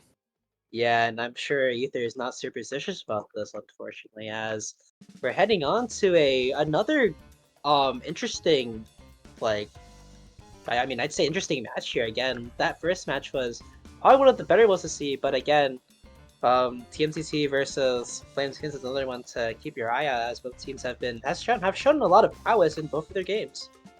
Yeah, definitely. And already getting into this draft, right? Atlas Lab, it's a missile prop catalyst start. We have Rune banned away from Grim, which is not really too surprising. And the Drakkar actually banned away from, I guess, Sloth here. Actually, no, not Sloth. This is actually a Cookies Drakkar ban, because Cookies likes the Drakkar pick, I think, on this map, especially on a missile prop start. So the Atlas gets locked by Geo, Vice Centauro getting locked by likely Yuki and SMG, I think. And SMG then today? Yeah. yes, SMG's in today. And then we have Atlas, Kazan going over to Sloth and Cookies, and the Juno getting locked in for Grim. Again, This might be Vice for Grim and Juno for Yuki. That's possible. Actually, no, I don't think that. I think Ayuki's only been playing Vice and Naimi, right? They've played a game of Juno too, I think, on goalie. I could be wrong. I still don't think it's. I think this is a Ayuki Vice angle. Mm-hmm. But hey, we might see something different. But again, Geo and Cookies on their main picks as well is basically soft. So this is basically full roster. This is full roster, full character TMCT versus a sort of hefty looking game from Flames Kittens here. But hey, it could change. I mean, we've seen Ayuki do great things on the Vice as well as SMG and the Centauro, but we're gonna see if Grim can lock in with the Juno pick, if it is actually Juno. Yeah. Now, the one thing I want to kind of talk about here is this new patch, right? It's all about damage, and all that spiel, but we have Catalyst, right? And with the consistent damage coming in from both sides, right? With stuff like the Kazan and Estelle on one side, and then the Vice and Centauro, admittedly, a lot bigger damage threats, but still the consistent damage coming in, this Catalyst will be finding value, right? And now the question is out of the people who could take missile propulsion, which I think is realistically speaking, Estelle, Vice, and Atlas, how many of them will be taking Catalyst instead? I think that I feel like only Stop will be taking missile prop here. I feel like Giovanni can work with the fact that he doesn't have missile prop, and he can just easily take Catalyst, as well as Ayuki too. I think Ayuki's gonna be. I mean, we basically saw every game of Flames Kittens be, I push in for fun, and boom, I die. You guys all die. So basically, we're probably gonna be seeing Ayuki take Catalyst, have a lot more energy for whenever she does want to push up, and then probably slop all up with the missile prop, because again, Atlas missile prop is insane. Yeah, Atlas missile prop is definitely insane.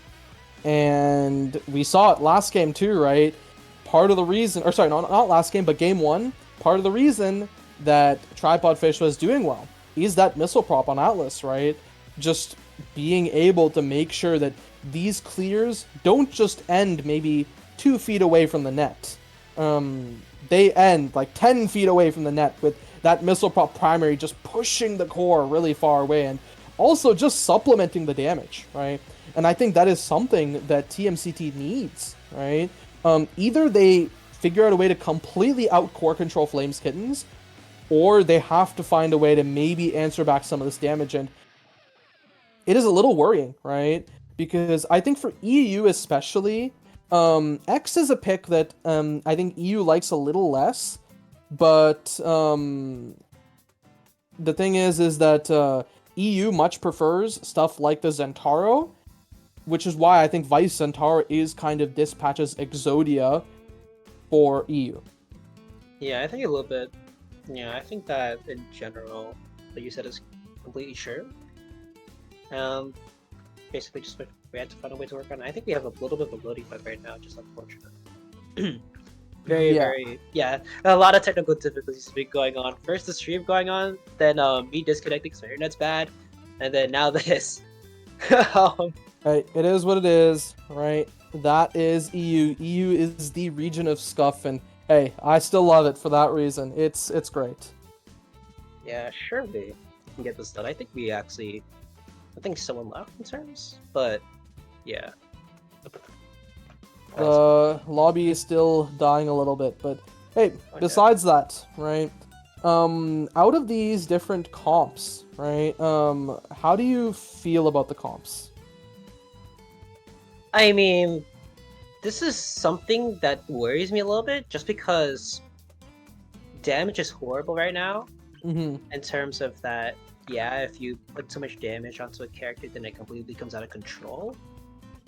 I feel like another thing is the fact that you have we love damage versus we have someone that's we have the entire team that is very, very like comfortable on their picks, especially since Gio has been playing literally a Snow almost every single game, I'm pretty sure.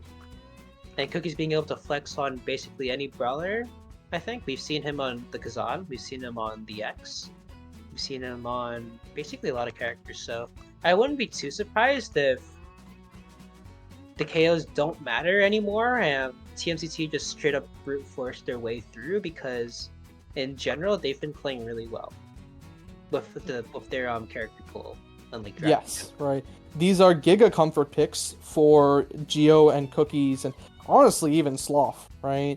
And I was talking about this with Sloth too before. He has mentioned how he likes, being this flexible player, and having 5 games, now 6 on Atlas this season is a little depressing, because there are not that many goalies who are happy to be relegated to Atlas duty. They want to play the game. And, well, Sloth is just going to sit there, hold it down, and, hope for Geo and Cookies to play the game. And yeah, you were right. This is going to be grim on Juno. And important thing to note is we have Vambrace on Cookies, right, making sure he stays alive. And SMG and Grim are going double Mag Souls here. And then with Missile Prop versus Catalyst, both goalies on Missile Prop, everyone else on Catalyst. Yeah, and I think I remember one time where people said they didn't understand the Maxwell's meta, but again, this is Cookies on Vambrace's Kazan, as both barriers do fall for both teams here, kind of getting a little bit feisty with the fact that a lot of damage was pumping out, as well as one KO was found. SMG getting just completely annihilated back there, as Ayuki and Grim are forced to push up, but unfortunately so far Cookies and Geo are not really finding the exact thing they need. Wow. What a great piercing shot by Geo to stun Ayuki and let Cookie send it right in. I mean, okay, so it was a great piercing shot by Geo, but the other thing I really want to highlight is Cookies with an amazing weight against the Juno primary there, right? Making sure that Juno doesn't get the value on that primary, and then he waits it out, and then just coordinates. It looked like a real coordination play. It looked like he called, okay, I'm going to strike this here. Piercing shot for me. And, well, it definitely worked out. And what's also working out is the KOs, and surprisingly so, for TMCT, not Flames Kittens. Yeah, that's, I mean, I've been wrong both times about who's going to be getting more KOs. In the sense, the Missile Prop is working so much, and both flips coming out, Ayuki having to burn hers, and Grim still having his online, but Cookies and Geo still holding their flip online as well. Might be looking for a great play to come online, as Flames Kittens are back to their I play 3 forwards cinema, as Grim is forced to burn his flip again, and unfortunately doesn't find any value. Slop is still holding on to dear life. Giovanni with the flip too, almost gets it through, but we're going to be seeing another flip come out for Cookies, and it's unfortunately denied again. So far, it's looking like a back and forth game, as SMG is killed once again off the map. And I mean, crucially this time, SMG, I think he had that flip built up. So getting killed with the flip off the map, I mean, it is a Catalyst game, but it's still a flip that you have to be worried about. And TMCT, they find the second goal. Again, brute forcing it like always, and even though so far it looks like both teams are generally on the top of their game right now, sort of finding like both berries, but instead it's like I find one berry, I find both berries, and it immediately starts to crumble. As Ayuki, unfortunately with the missed strike, has that second bear offline, and Slop a flip too. It might turn this into a great play with the fact that he has Missile Prop and Strike Shot online too means that hopefully they can find something going, but so far it's looking calm right now as they're playing 3 goalies in the net. Yeah, and I mean, 3 goalies in the net they are, and well, with 3 goalies, this means that their double mag souls find literally no value, actually, because they're not crossing midfield line at all. And now SMG is taking so much damage, getting dumped really by Cookies and Geo, having to burn that flip defensively. Ayuki blinking out, that means Sloth can contribute and get a goal for himself. Yeah, and Atlas players rejoice for being able to push up like that as Cookies finds MVP of the set here. And Yeah, again, Cookies- just in general, the fact that you have Vambrace's Catalyst is so strong, and even if you're able to pick up Stagger Swagger, which you will be doing too, oh my god, it's just, I just deny help from you, and boom, it's basically an unplayable game if anything. Yeah, and well, I mean, Geo picking up this stack, so this is an interesting one. I think Geo, now he is 100% going to be the target, right? Because you have Vambrace's Catalyst, Stagger Swagger, and Cookies, you're never killing that man. And then Geo also has stacks on the opposite side, so you have to kill that man. And, well, now I think Flameskitten's game plan is pretty clear at this point. Yeah, Flameskin is probably going to be forcing a lot of damage on Geo, and it's very obvious too, but Grim is the one getting hit off, and he's even killed off the map, means that 2v3 power play comes on for TMCT here, taking full advantage of the fact that the corner offense is going to be working, especially against the Santara and the Vice here. But so far, Grim coming back online is a good thing, as Sloth has to just slow down the play a little bit and hopefully get another team play going. But again, just no berries is not a good thing you want to see if you're a Flameskins fan. Wow. I mean, the pass up with the piercing shot, Cookies finds it. Really well played out by TMCT, and is this 4 straight goals? I don't remember if Flameskitten scored one. Yeah, Okay. those are 3 I said. Oh, looking pretty dominant. This is pretty reminiscent to that game 2 of the previous series, and hey, if it is as close as that game 2, I will be excited. But it is maybe looking to be such, right, as Flameskins is finally finding their way onto the offense, but as I say that, it does go to the opposite side, and Cookies takes that second barrier. Ayuki looking really low, a lot of damage getting dropped up onto her, and actually almost being finished off. Cookie's just waiting, and there is that crooked leverage to finish them off. A pass down to Sloth, and every goalie's dream to find a second goal. Oh my god, he's not even playing an eject button character. He just has Atlas Missile Pop and Strike Shot too, and that 2-0 set is a great thing to see. And again, even Soft has flipped too, and it's looking really kind of just dominant for TMCT here. Even though it might not look that way on paper, it certainly is looking that way in game. I think it's looking that way in both cases, with 5 straight goals for TMCT. And yeah, Cookies living there, which is pretty big. Damage onto Grim, looking to finish off this Juno, who has the flip ready. Or not, maybe just looking to take the goal instead. And there's that flip. It's burnt out by Grim. That means he doesn't have it anymore. And now Cookies is the one that has to be a little careful with his life. But look at this, it's Stagger Swagger. He is unstaggering so fast now. I mean, the fact that it's a second evade is very disturbing himself, as he has his flip ready, and so does Gio here. Sloth, all 3 of them have flip. Has to burn the first one out.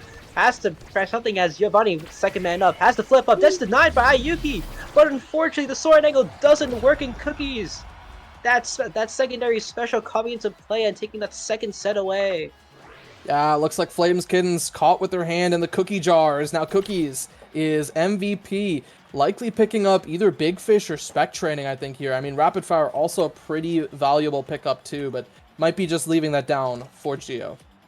Yeah, and he picks up the specialized training here, taking it away from Ayuki, as Ayuki opts for more offensive pressure if possible with the explosive entrance.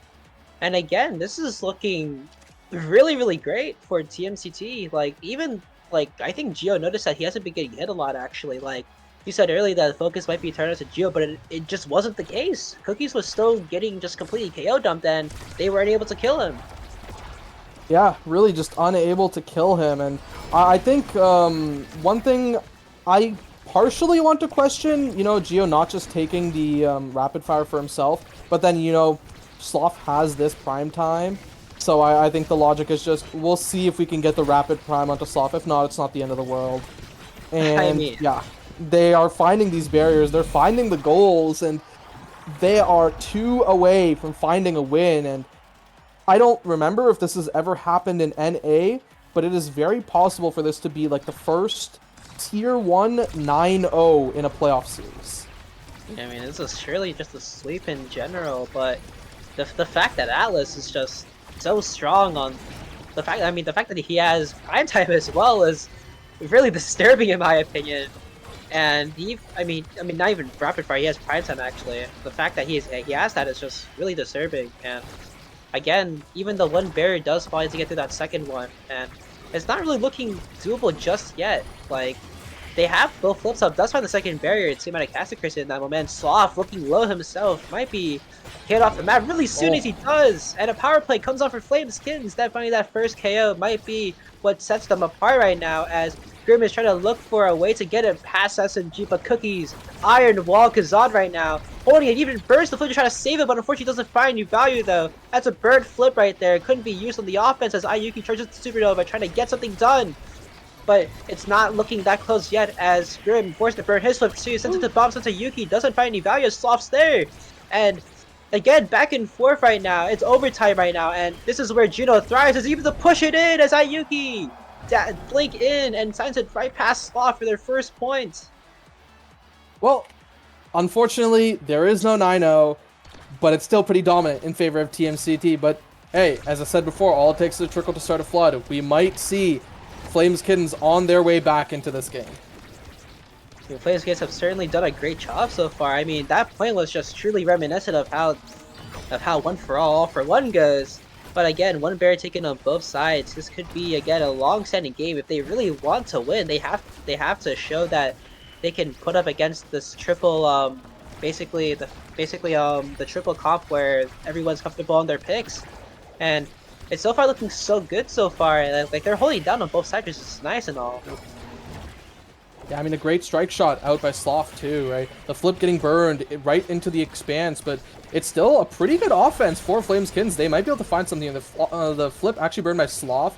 A little defensively, just worried about this, and a great layer attempt, but a better defense out by Flameskittens. And now Cookies is the only one remaining with this flip, but the barrier is still up, so he might not be able to even use this just to secure the goal, and might have to use it for the barrier. But again, flip being burned on the opposite side, so it is definitely a little worrying for TMCT with their current position. Yeah, but worrying now. They have to go to power play very soon as Cookies finds the KO. And again, power play comes on. Let's see if Ayuki can handle this if possible, because they've been playing that 3-man defense all along. But we're gonna see if it's able to be found, as Grim does come back online. That power play unsuccessful, but SMG is still the one looking to be KO'd here, looking really low right now. And Cookies might be fishing for it. He does fish for it, and again another power play coming online. Again, this is just one for all in terms of how we can get this done, but let's see if they're able to keep it going here. Ayuki's been holding down so well and not letting anything slip by, as SMG does come back online yet again. Yeah, Flameskittens on this defense, holding on so well, but this is their chance to actually make something happen, because they're finally in this 3v3 position, right? It's no longer that disadvantageous state, but they find that second barrier, but it's still not over yet.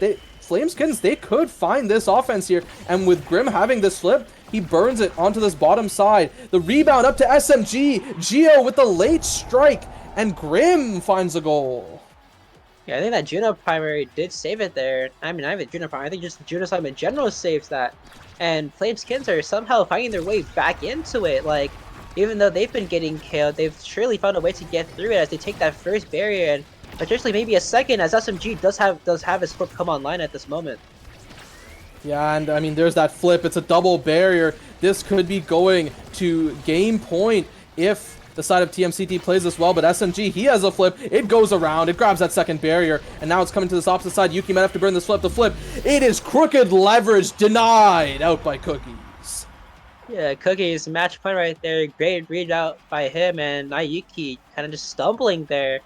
And unfortunately for Flameskins, if one thing goes wrong for them, it just seems that everything comes down, and Juno plays had that simple one trick where you're able to just put the core right past the Juno Slime there. Kind of unfortunate, that leads to first barrier being taken. Maybe a second if possible, as they're playing this offense they're playing the defense so well, as they're holding on. Oh my goodness! Yeah, the Juno Slime, the MVP of that barrier attempt, and, well, make sure to keep it alive. And now Ayuki sending it onto this opposite side. Cookie's getting some damage dumped onto him, but reminder, this is Catalyst, Vambrace, Stagger, Kazan. He is going to be living. And now the side of Flameskins, they're not in the best state, but they're going to keep defending, right? As Geo, he builds up this flip. The flip actually being used by Grim onto the opposite side, but it's just back where it started now. Geo, the flip gets used, stopped by the Oni's Blade. The flip out by Cookies. Crooked Leverage is stopped as well. Grim needs to be careful with his life. Getting a little low. It does go forward to Cookies, and now Cookies, he might attempt on this barrier as well. And he nearly finds it. The Slimes putting in a lot of work on this defense. And so far, Grim has just been orchestrating this defense, it seems like, because, again, Juno Slime is just winning every single striker right now. As the second barrier does fall, this is currently match point. If they're able to get it through, this puts them under the lead, and Cookies, bottom side, thread the needle. Yeah, and I mean, that came off the back of Sloth finding a great strike shot pass that bounced off that top bumper down to Cookies, and, well, Cookies, he puts it in. He doesn't want to go to a set 4 and cleans it up in 3 for TMCT. And just a great game in general. That's a 14-minute game, and the fact that you got 7 KOs off of just farming Flameskins there is very disturbing. And a team like this just surely just took control over the game, and that was game 1 right there. Team TT putting themselves as the #1 seed, asserting that dominance. Yeah, asserting their dominance indeed. And, well, if this keeps going, I'm excited to see how TMCT Fish will end up being, right? Because I think that is a series that will be quite interesting. But, hey, we still have TMCT Flames Kittens to go through, right? And, well, with Flames Kittens losing on, I think that is their map pick of Atlas Lab, we're going over to Clarion Test Chamber, which is what TMCT wants to be playing. Yeah, Clarion Test Chamber, very, very fun map, really, in my opinion. Like, the fact that you're able to have all these cool, accessible things come out is really fun, and let's see if Flameskins can bounce back there. I think they did take a point there, but it's okay, like, as long as you're able to did they take a set? I don't think they took a set. They just took two points. They took 2 points, I see. Yeah. I mean, still, like, the fact that they were almost able to come back from just a 2 set deficit there was interesting, and if they can keep this up, I feel like they're able to they would probably maybe bring it to a game 3 if they're able to keep playing like they did those 2 points that they scored on. Yeah, I mean, hey, that is the ideal. Who knows if the ideal will happen as it is, right? And we can only hope. And we see a Monu missile prop start. This is another interesting one, right? Missile prop once again hitting the field. This offers some great damage options, but crucially, look at what this does to the brawler pool, right? The brawler pool gets shrunk by a decent amount. Do we think Zentaro or Kazan are going to come out? Are we going to maybe just see something like an Asher and maybe a Rasmus? Or are the brawlers just going to say, screw it, we'll take the hit, we'll have a Dead Awakening, and we'll play something with a little more damage? I mean, I think straight up, since Flameskins are playing the blue side here, they might opt for probably I mean, they're probably gonna ban out the Atlas yet again, because Missile Prop Atlas is really fun. Team TT on the other hand, I don't know whether or not I mean, they have second pick anyways, so I don't think it would be that big of an issue. But do you think anyone plays now here? I don't think so. Right? Geo can play now. Sloth can play now.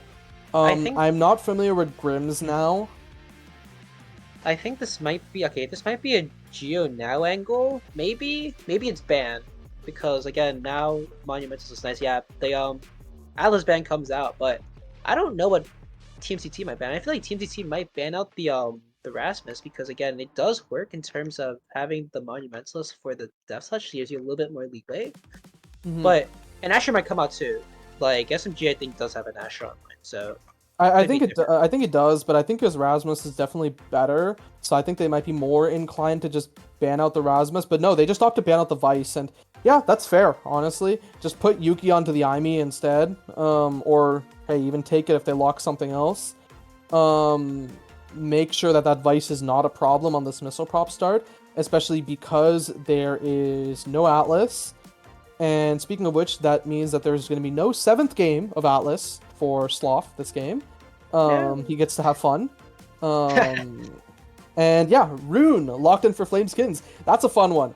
Rune locked for Grim, and we have now Drakkar locked in instantly on 2-3, and that's probably going to be now for Geo and Drakkar for Cookies, right? Cookies Drakkar plays this Drakkar yeah. forward, and it's a Mr. Pop start. Yeah, I mean, it could go on to either Cookies or think Sloth, right? I think.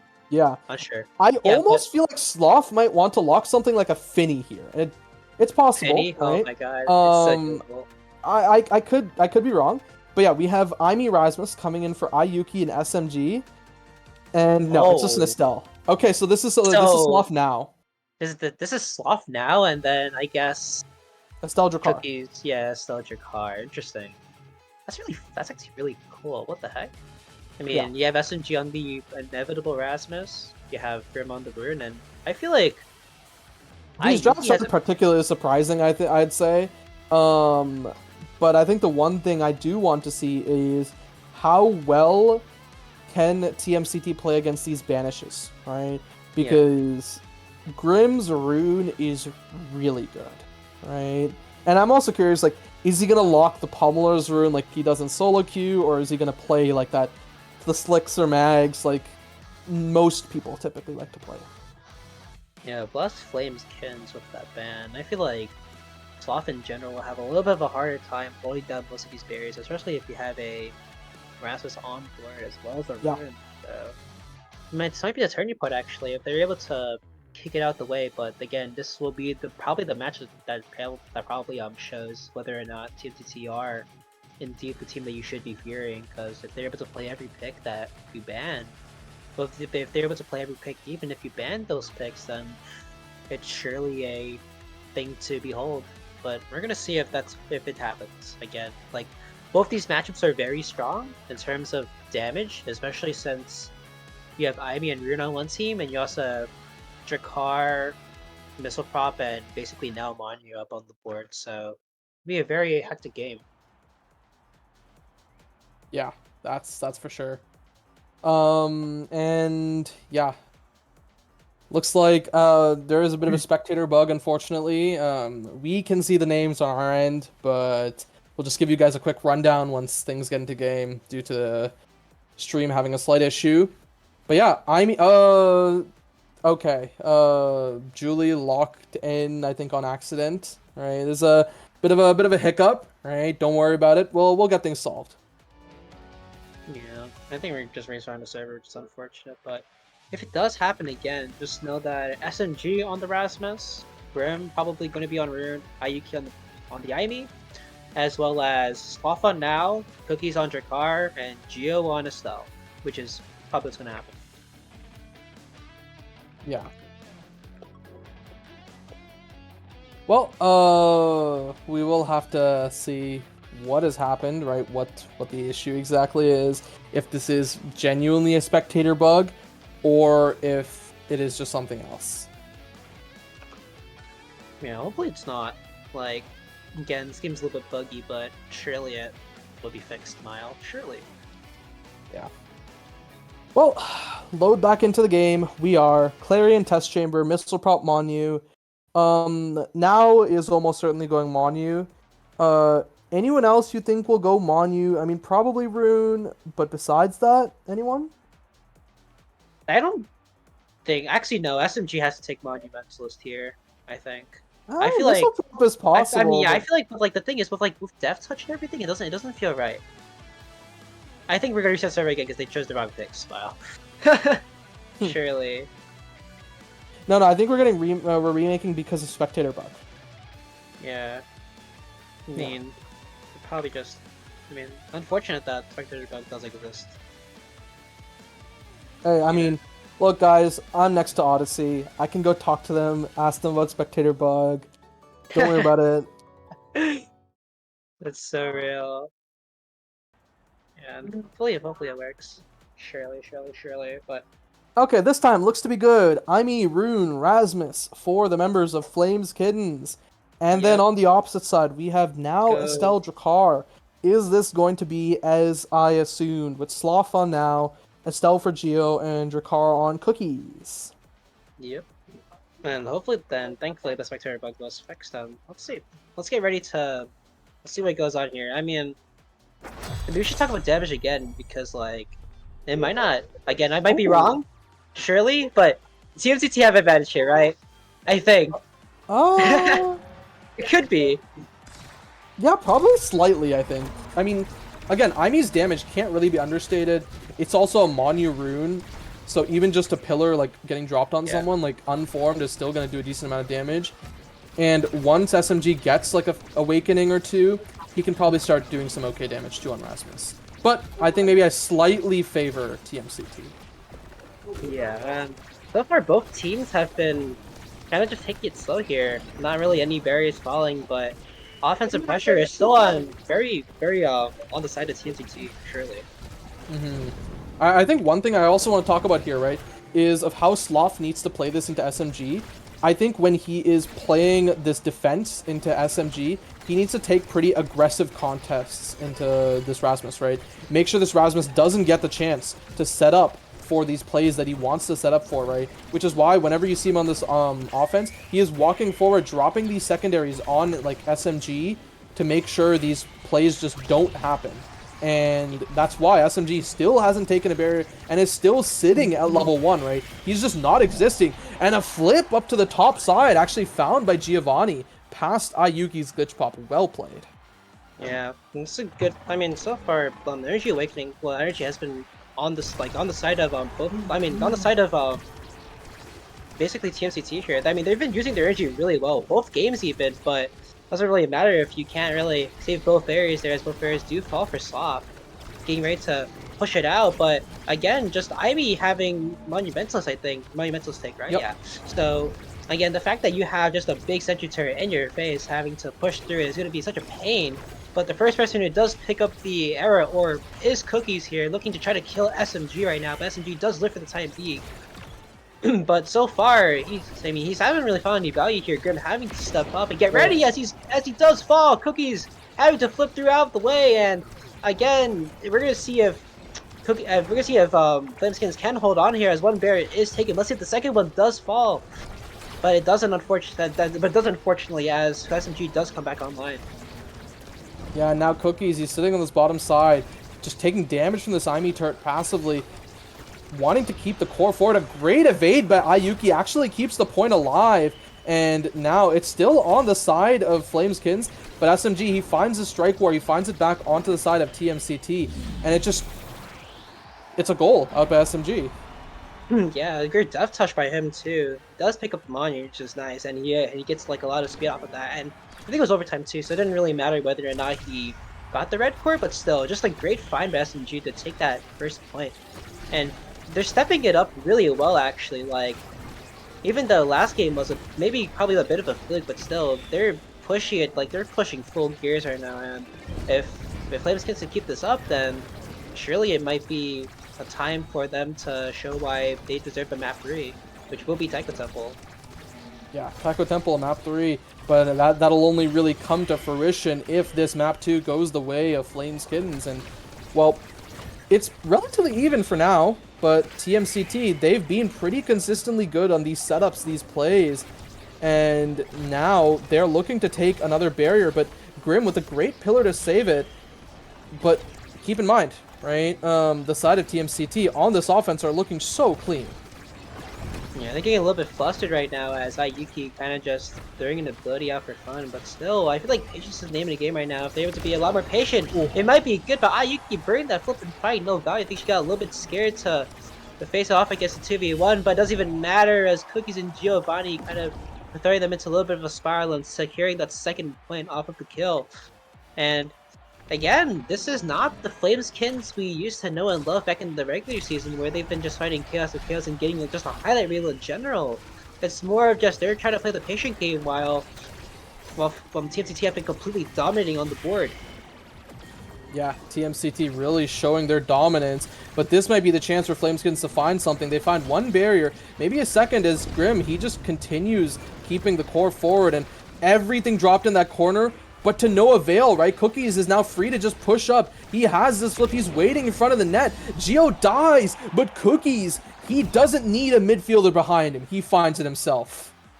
Yeah, and even he has slip on his own accord, and I think I don't know whether or not he had a secondary up, so he could have probably easily just, if he did have a secondary, he could have probably easily just catch that.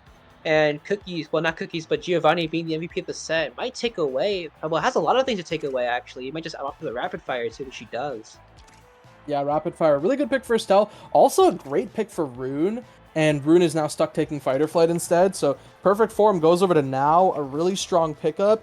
But the twin drive on Aimi. Aimi goalie getting twin drive is pretty brutal, right? And yeah, then we just round it off with one spark apiece. Yeah, Spark probably will be building up as time goes on, but I mean, one spark apiece, and Cookie's also getting the spark of strength too, means that he's able to hit a little bit harder, but it doesn't matter if he's almost dead basically, getting saved by Obscura, but eventually does die due to the death touch. And back to Flame Skin, timing the power play up, finding one barrier, and so far might find the second as Giovanni is looking low, a little bit low, maybe a little bit too close to comfort as their backs are against the wall again as Cookies comes back online. Yeah, so one thing I do want to ask you, though, about this Spark of Strength pickup, right? Do you think it would have been more valuable for Cookies to pick up the Spec Training instead? I mean, he does. I mean, he so far has found, like, some value, but I'm unsure, actually. I feel like Sparking is the better option just because you're able to be a little bit, like, buff your kit a little bit, and I don't know whether or not Spec Training does help with your carb. It does. In general, it does. What does it do? I think it obviously increases damage, right? Yeah, the damage is a sizable increase on Dracarl. Like, Precisely. you can feel it, is why I was asking, right? Do you think it's better to do that? But yeah, the Spark scaling, as you pointed out, is pretty valuable. And yeah, now we see just so much damage. The orb getting denied away from Ayuki. Ayuki has to play her life, but probably won't get a chance to. The lock and load barely misses, but it's actually just a dimer from Sloth to Cookies, who finds that goal on the top side. Yeah, forcing out Yuki there. I mean, in general, I feel like if you had spec training, it wouldn't probably been the same outcome. But it only works for your special, as always, as it basically says. So I think that in general, if you have a bit of a buff to your kit, like disregarding a special, I think it's a little bit better. But who can say for certain? I mean, currently they're up 1 point, so surely it's better. Smile. Yeah, hey, only John Odyssey can say for certain. And, well, Flip coming out from SMG, punished for it as Cookies just flips him off of the map. And now Cookie's the one looking kind of low, getting healed up by the lifeline. But getting double banished, this means that Grim is able to stall out this point very well for SMG to respawn. And now Ayuki, Grim pushing up to this top side. Ayuki punished by Cookies. And now another 2v3 as Grim uses these pillars really well to keep the core forward. But just as I say that, the barrier does fall. And now Sloth trying to reinforce the members of TMCT. Grim's pillar not enough to stop the piercing shots. Yeah, it didn't come out on time, and that point there was just kind of secured by the fact that you got the first KO, and you get one KO, Spiral's out of control, and we're going to see whether or not they can deal with it, as Ayuki on the offensive does commit the Cyber Sentry turret, but unfortunately SMG does fall due to Drakkar combo, and it's back to their power play, as Grim does pick up the arrow, or maybe a good turning point, as he can basically play in the place of SMG, but we're going to see whether or not he's able to, as momentum is desperately shifting, and hopefully getting through as SMG finds a double barrier too, swap of nothing, but also a core flip. But again, SMG falling yet again means that the 2v3 lifeline is coming back online, and if you can't do it for 2v3 the entire game, it just isn't enough. Yeah, but look at this. The flip having to be burned by Sloth, right? Now Grim has it on this offense, and he might just use it here, right? Or by Ayuki. They're just waiting. They're trying to strike where their way through, and I don't know if you can afford to do that. You kind of have to flip. You have to make sure that that goal goes in. Otherwise, you'll have to flip in that way, right, on the defense, and that's really not what you want to have happen. That means that you'll probably have to use 2 flips in order to secure this point. Now SMG looking for this pass down. Cookies up forward, gets taken off the map, and now it's a 2v3 in favor of Flames Kittens. Maybe they can find a way to secure this, but it's looking really tough. SMG, he is now very big. Grab the Era Orb on this offense, but TMCT, they're holding, they're making sure this play stays alive. Geo with a piercing shot on this top side, looking for these strike wars, doesn't yet find it, and now Grim, he is dribbling it forward in a way to bring it, but it's just not going to the opposite side. It's staying on the side of Flames Kittens. I mean, that was a really hectic point in general. Like the fact that, I mean, in the end, they were eventually going to score because I feel like Rasmus into now isn't really the best thing to have in your arsenal, but again, the fact that TMCT held on for so long it's just I think it was just a miracle in general. Like the fact that you're able to hold on for so just like long amount of time is just insane. I mean, And again, part of that I think is just because the side of Flameskins did not want to use their flips on the offense, right? And because of that, TMCT was able to get these more controlled offenses to deal with, and they're pretty good at dealing with that. and so far they've been doing just a good job as another barrier comes down for Ayuki. Left with flip, but nothing else for her name. Let's see if they can get it out. And again, Bouncy Cow's Castle is one of those maps where you can't really expect anything to go your way, and Ayuki with no flip available, but also just the entire pressure of SMG being able to just dominate Sloth in the goal box right now. It does get both barriers too, but let's see if we can hold on for now as they're looking very, very controlled right now. Like SMG has not left the side yet, and he does find that second, and he does find the pendulum swing to stun Sloth, and is currently set 5. Well, not set 5, but 0.5. Yeah, 0.5 on the set 2. SMG finding an amazing string of plays to kind of secure Flameskins a position in this 0.5. And now Ayuki getting taken off the map. Same goes for Grim. And now SMG, this is your hero moment. You have to shine here. This hook, not enough. Geo with the flip. Where does it go? Bottom side as the gates open. And we go to set point, or match point with the sets. Yeah, that was just so it felt so unfortunate that it fell down that way, and even now getting the timeless having the timeless creator, as well as probably maybe looking to maybe even wait, maybe not even taking timeless creator, maybe even go for something else. But there is potential of like a double size deny here, but no, they're not doing it. They're Yeah. just opting for timeless, and then maybe like rapid prime. Yeah, rapid prime over to Estelle. Right, this Drakkar gets heavy impact. Size for I think everyone got something they wanted, right? yeah, But timeless, I think it's good for now, but it's also a deny away from Grim because of his pillars. So instead, he just opts for making his banishes more frequent. yeah, I think that Sloth was probably thinking about whether or not that timeless Monu was going to have more effect on Grim rather than him, and he seems to have chosen the other option, but so far it's not looking that way as Sloth loses both barriers and is desperately holding on to deal with this Grim SMG combo, and that build different is definitely working its way up through the top right now as both barriers do fall for both teams, and the low elo mix-up from Cookie sending to the top side away from Ayuki, who guessed wrong, sends TMCT up another point. Yeah, that really is a terrible situation to end up in, right?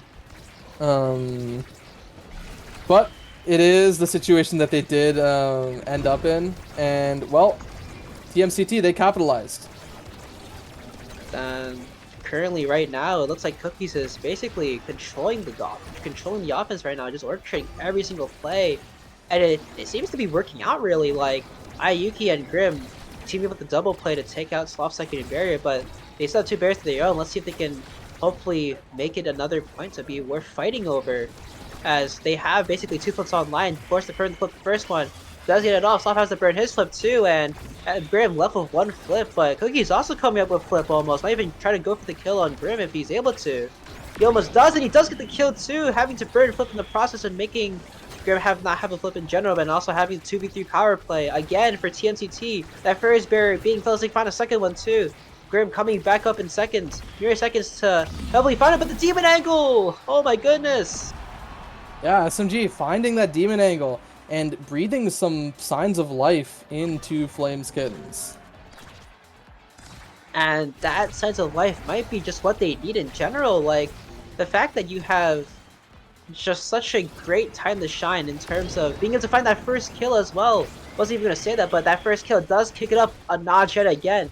And if they can convert here, this might be the chance where they're able to get it through, but no striking out from Grim means that that first barrier will fall, and that stalling has enough time for Geo to come back online, and again, they need to find something really quickly, or else this point will spiral out of control, as we've saw like the last 3 points that's happened. Like, if you give TMCT 1 chance to do anything, it seems it's out of control. Yeah, definitely a little out of control. And, well, Flames Kittens, they're maybe finding their way back, right? They're clawing their way back into this game.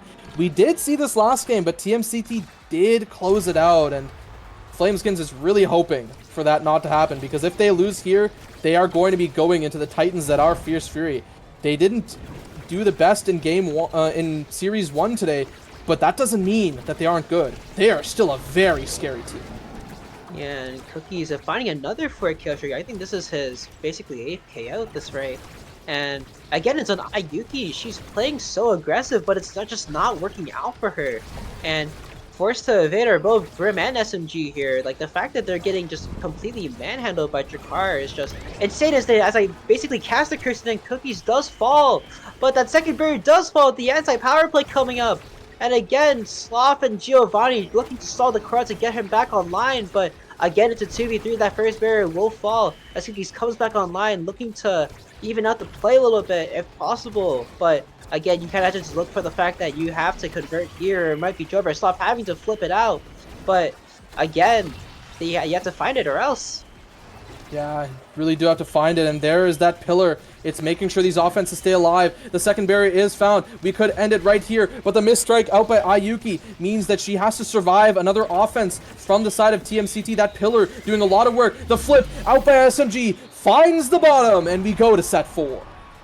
Set 4, great clawback from Flames Kids. They're trying to get their play so well, and if they can keep doing this, they can probably take the game off. Like, apparently they have such great synergy, and it's looking out so far as the spark of focus does come up, and SMG having that second spark will be crucial, but you kind of have to worry about what everyone else takes, and now with Hotshot is not something you want to see.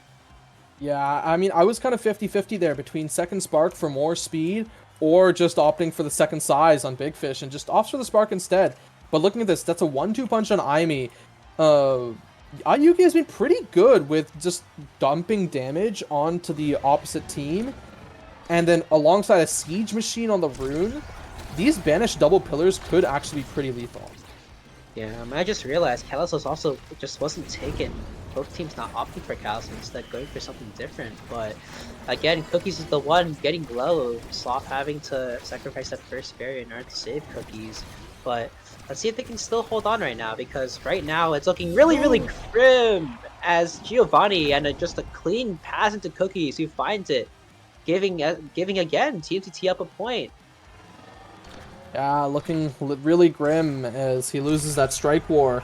And, well, Cookies, he finds that goal and another barrier already found. And the offense, it still hasn't left the side of Flames Kittens. That is both barriers already taken. A triple goalie situation. This is really not where Flames Kittens wants to be. And another piercing shot, bang, out by Giovanni. This primetime rapid fire has been putting in so much work. And the fact that you have basically a piercing shot I mean, just the fact that you have a piercing shot like such at a moment's notice is insane to me. And the fact that it's working so well just proves that you don't really have to care about having to draft the right way in order for you to win.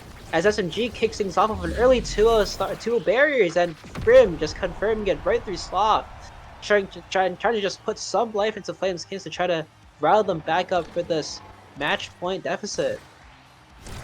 Yeah, that deficit, they have to find a way to pull them back through it. And, well, Grim, he takes that middle orb. They might lose a second barrier for it, but no, he actually loses his life for it, thanks to the size from Cookies finding that kill now. But now, on this defense, Ayuki has to burn the slip right into the now primary. There's that barrier, it's opened up. This could be the end of it. Sloth, he has this flip up. Cookies almost as well. And now Flameskins, they need to find a way to keep the offense going. They don't want it to come back onto their side, because if it does, it is all but done and dusted. That's one barrier found by SMG. Second soon to follow if SMG continues the offense the way he has been doing. But it just goes straight through. No one to defend. And TMCT takes it 2-0 over Flames Kittens. And what a great fight by Sloth. I mean, Cookies didn't even get to strike it, just went right through because he knew it was going to go in, and Nayuki just unable to get there in time, too busy playing the one lane.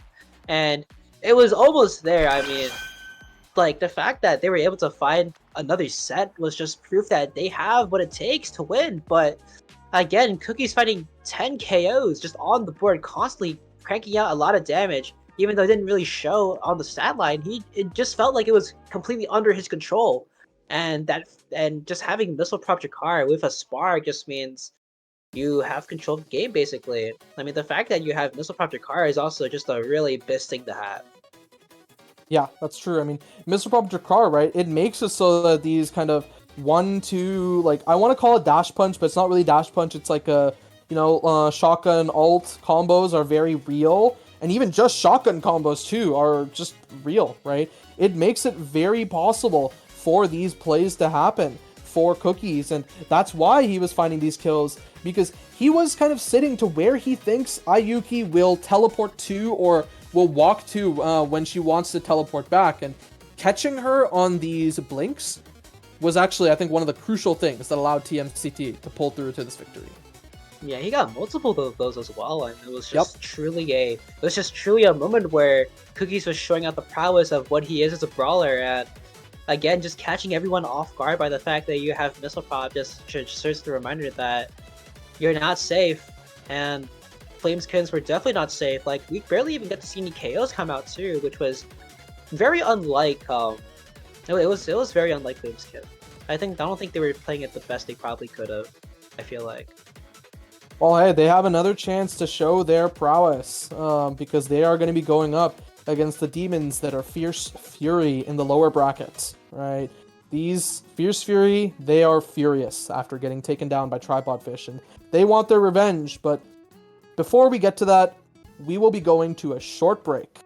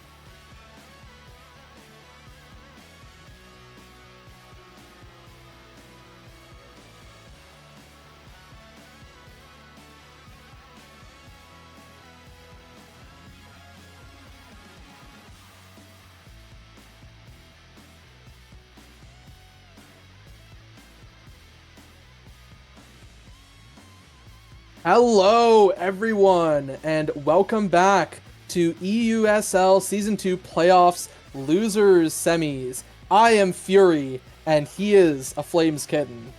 And we are here for Fierce Fury versus Flames Kittens. How's it going? Yeah, I'm back for another game of casting, and we will be seeing one of these teams leave the playoffs at this moment. Our first map is going to be the Atlas Lab here by Flames Kittens, and we were kind of discussing this earlier with how drafting would work. As it turns out that in general, people you've heard it already, Ether, Yep. where Flames Kittens, well, not Flames Kittens, but Fury banned out on, and they wanted to play Night Market, and it just wasn't denied. So Yeah. again, we were talking about how the fact that you give Fierce Fury the fact you either play often or you either play Night Market. I feel it's not really a coin flip in general. You should always be almost playing Night Market. But you should never be Playing playing Night often. Market, at least. Yeah, you should always playing often, because Night Market is not really the greatest to play, but still it's going to be something to play against. But again, we're here on the Atlas Lab. First off, we're going to see if Flames Kittens can at least bring this to a close game, at least, to see whether or not they are ready to play against the Night Market. Fierce Fury angle. But so far, Fury with the blue pick on the side decides to ban out Grim, and they ban out, and Flame Skins do ban out Atlas. Yeah, Flames Kittens ban out Atlas, and then the Estelle gets picked up. I think the original idea is you send Estelle over to Czar, and then they see the Imi Vice getting picked up. So the Vice getting picked up, which was a good pick for Grim, or what is happening here? I don't know what's going to where on Flameskin's side, but yeah, the Vice should be a deny away from Fang too, which probably means that the Kai is going over to Fang, or it could be, a Fang Estelle, Zarhinef Kai, and then Sake and the Zentaro, and then we see the Juno picked up. This is very weird, because I don't know who is playing what when we have Vice, Imi, Juno on one team. I mean, it could be. I mean, SMG's still playing, so I think this might be an SMG Yaimi angle.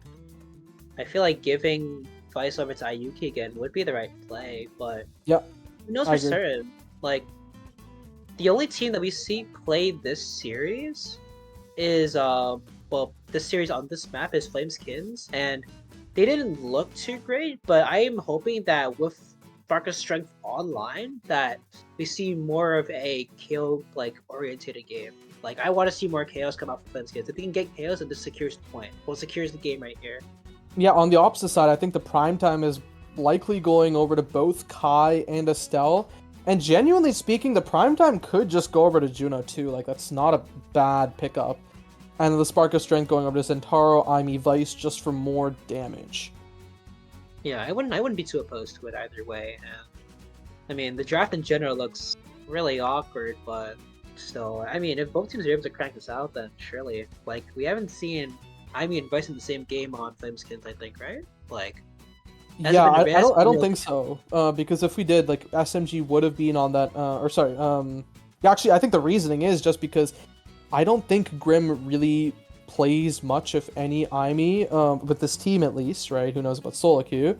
But SMG does play Imi, and that's a thing that could be picked up here, right? And likely will be, unless they decide to do some really weird shenanigans where you send a Vice Brawler, which happened yesterday in Aten City Underground, and it didn't go well.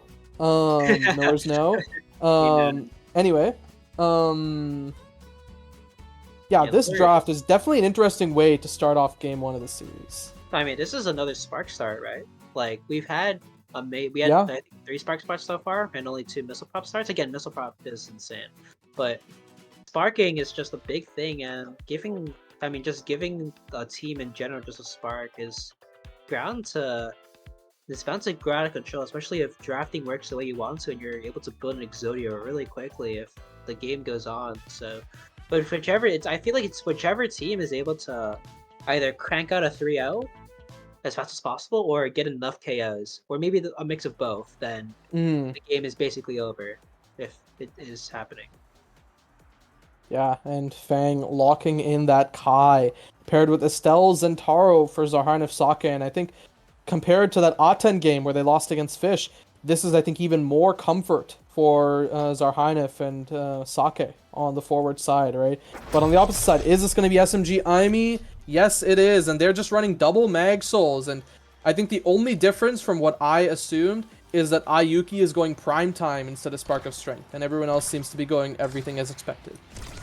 Yeah, I mean, the main issue there's not really a big issue with it, because, again, Primetime got a little bit of a buff, so it's all good. And it's not really, like, a big thing, but so far, both teams are, especially Flames Kids, they've been holding it down so far, as Sake picking the get orbs, and he does, and he will get an orb, but unfortunately will be killed by Grim, sitting on the power play.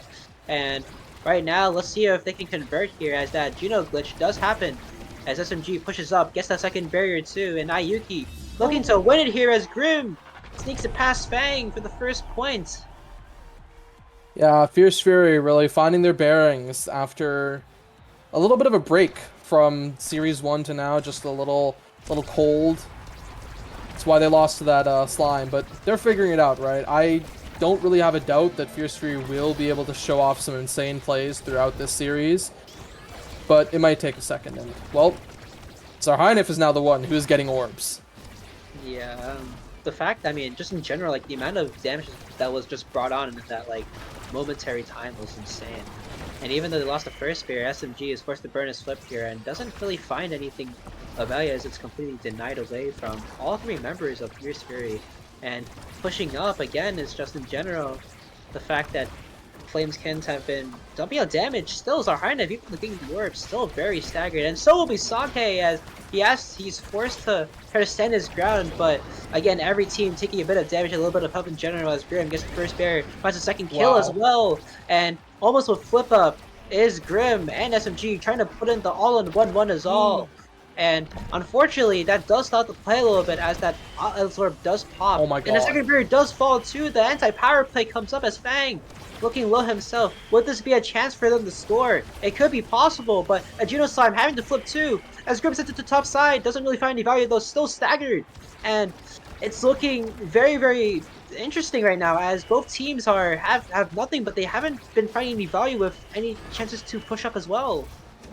Yeah, and on that defense, Fang, he sunk his teeth into Flames Kittens, finding a way to keep the play alive. And now Fierce Fury, they want to close this out. They want to figure out a way to maybe take this at one, because really speaking, the double midfield is supposed to shine in the early sets, and once the scaling happens, that's when a more traditional comp starts to perform better. And we're going to see it here as SMG is walking with the flip, doesn't even need it, as he finds the glitch pop right past Fang. Yeah, and right now it's looking kind of comical. Fang, I think he already had flip and just didn't decide to use it. I think he just wasn't expecting the ankle for the glitch pop to take, but it kind of leaves, it kind of works out in the end, as Fierce Fury do have the energy advantage coming into this set point here. But again, finding that one kill is important, as Fang tries to hold on, has the flip in advance, but doesn't find any value too. Sake having to burn out his flip too, and doesn't find any value, has to stall out, but Grim looking to try to find something, doesn't find the orb in time, and does get killed by Sake, leading to another backwards power play. But Ayuki almost with flip as well, could potentially send it right through and keep pressure away if she's able to, but Grim coming back online, having a little bit of stall working for him, means that it's back to a 3v3. Yeah, nearly they find that barrier. Fang needs to be careful about that Juno Slime. The pass up to Sake, strike board not actually won, which means that this barrier still stays alive. Zarhainif needs to be careful about his life, as he's kind of chased off from one orb, grabs the other, but he is looking still staggered, but unstaggered he is now. Yeah, and Ayuki with the great push-up sends it to the top side, and this is unlike Fierce Fury to be losing an early point, like to be losing an early set. From last time, from what I saw, Fierce Fury completely swept Flameskins back in the regular season, but now this is looking like a turn-off for the postseason, as Aimee is the first one to have select here. Yeah, Aimee, first pick, opts for the Spark of Rizal, right? Gonna be scaling with those sparks, but the extra special goes over to Kai, right? With some solid damage down the line, this could mean that this Kai just kills off of kickoff, and that's what we saw with Fozy do earlier, right? The ad rush getting denied away from the Zen, but look at this, the Deadeye on the Vice, that's going to hurt. That's going to hurt a lot more than it already has been, man. As you said earlier, Fang trying to replicate what went wrong that last game with Tripod Fish, but let's see so far they can keep it going right now. Ayuki opting to try to get damage going, losing both rays in the process, but it does work out in the end as Grim does proc the ad rush, and he has a lot of speed going to this power play, but let's see if they can keep it going right now. That power play does wear up a little bit because Grim had a bit of a time trying to get the stall out, but again, Zarhainov looking a little bit low, getting kind of just dumped in general, having to do something about it, but Sake, with the ult there, sending it right through Ayuki, he wasn't able to get the power cord in time to set it right through. Yeah, and Sake, he does it. He finds some momentum back, right, for Fierce Fury. It was looking a little dire for them, but some good plays, right? Zarhainov taking a bit of damage, does find the pass up to Sake, who secures another barrier and another goal. This brawler wants to get it done. Yeah, if they can keep it going like this and not worry about the other set, it might be perfect. It might be picture perfect for Fierce Fury to keep this going. But again, they did take Flameskins did take a sec off, so hopefully we can see this going. But an amount of unfortunate plays that have been going on isn't really what you want to see if you're a Flameskins fan, as Ayuki loses both barriers to a really gracious start here. And again, Sake almost a flip, does have the flip open. Oh, up to a lot of options in order for us to get that barrier done. And unfortunately, Fang does lose that one barrier, but still, they still have one barrier to work with. But Sake using that flip to try to, I don't even know what he did with it, but he used it, and now he does have a flip though. Yeah, he burned that flip to Liv, right? And Liv, he is trying to, as he might die to SMG, does use that slashing strike to make sure he gets the orb before SMG can flip on him. And Fang with the flip answered by the flips of SMG and Ayuki, a positive trade for Fierce Fury. They're happy to see that, and damage coming down onto SMG. The barrier still staying alive for Fierce Fury. It comes up to Sake, who is getting pretty low, and he needs to really play his life. He doesn't want to get hit into that center. The center is already popped now. And now Fierce Fury, they're sitting on this defense. They try to clear it out, and they do clear it out. The primary coming in time for Ayuki. Zarhainov, he gets it forward to Sake, and Sake, he finds the kill, and he finds the strike to the top side. Fierce Fury, they answer back. Yeah, 1-to-1 here. Ayuki not really connecting with a lot of things that she wanted to, actually. Like, the fact that some of her abilities missed kind of just threw in the loop there. And oh no, hotshot on the board too. Hotshot 1-2. Yeah, this is just the winning. This is just the win for Juno here. But fortunately, that Sparker Focus might not fall. But again, Sparker Focus being opted for Juno to deny it away from. So I don't even know what happened there. I don't know why they took it, but if anything, I feel like they should have just left the Spark open for Aimi. Yeah. But again, Timeless Creator is still on the board for Aimi if she does choose to take it. Yeah, and I guess Aimi just opts for that Timeless in the end, right? And yeah, I'm still shocked, right? The Timeless is great on Aimi, but I think I really would have preferred having the chance for a Mei or Aimi this game. And, well, Flameskins might pay for their incorrect decision by losing both barriers and the life of Grim, but that is one barrier taken on the opposite side and a lot of time stalled thanks to that Timeless ult. Yeah, and now you guys are just trying to just worry about keeping it alive for the time being as Grim does come back online. That Juno Snipe saving Ayuki from losing the point there. And again, this is just who can win this battle of attrition right now because both teams are playing at their absolute best. And even though drafting was a little bit of a mistake, it still doesn't matter as they're still holding on for dear life actually. Like right now, it's looking really like positive, I feel like. As in general, like the fact that both teams haven't been getting scored on yet is a good thing as Grim taken again really low, having to wait for the orb, and Ayuki with the supernova trying to slow it out for Grim to come back online. And it does work eventually as Zarhainov and Sake both under 50% staggered.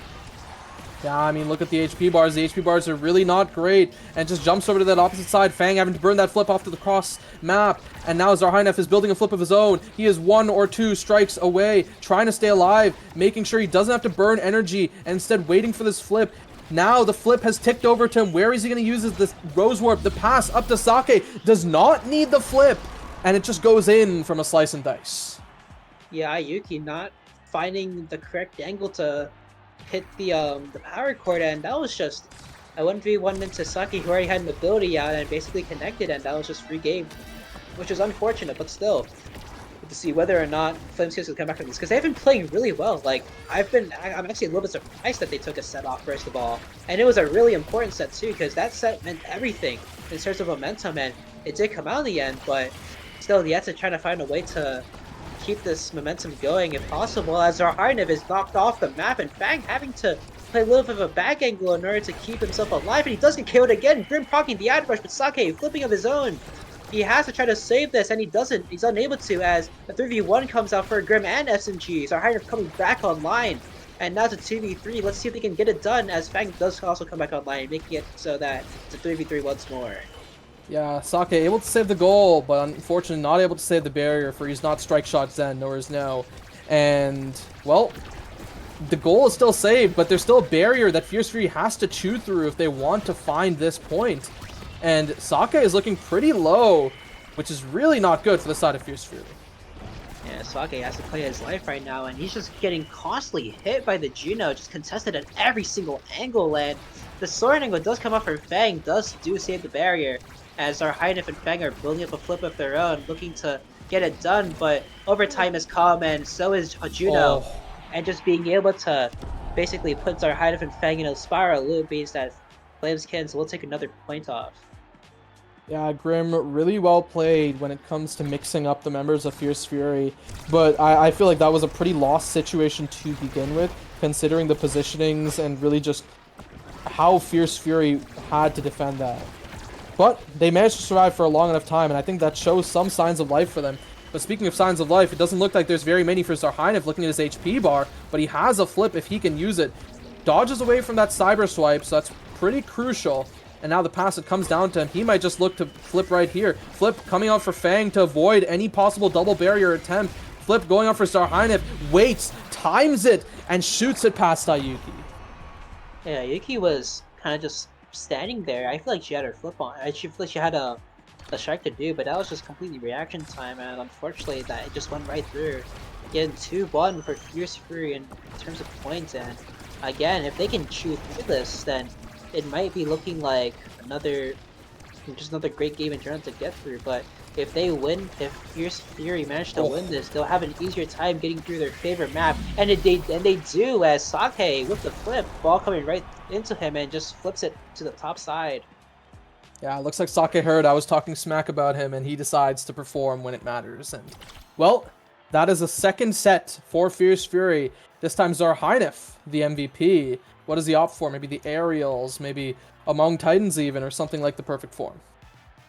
I think, okay, so yes, for the Catalyst here. I guess there's a lot of damage on the other side. It's just a great pick in general, as Juno opts for the perfect form to possibly deny it from either Fang or Sake. But again, as you said earlier, like, I mean, the trash talk does seem to work, Smile, surely. If no is no.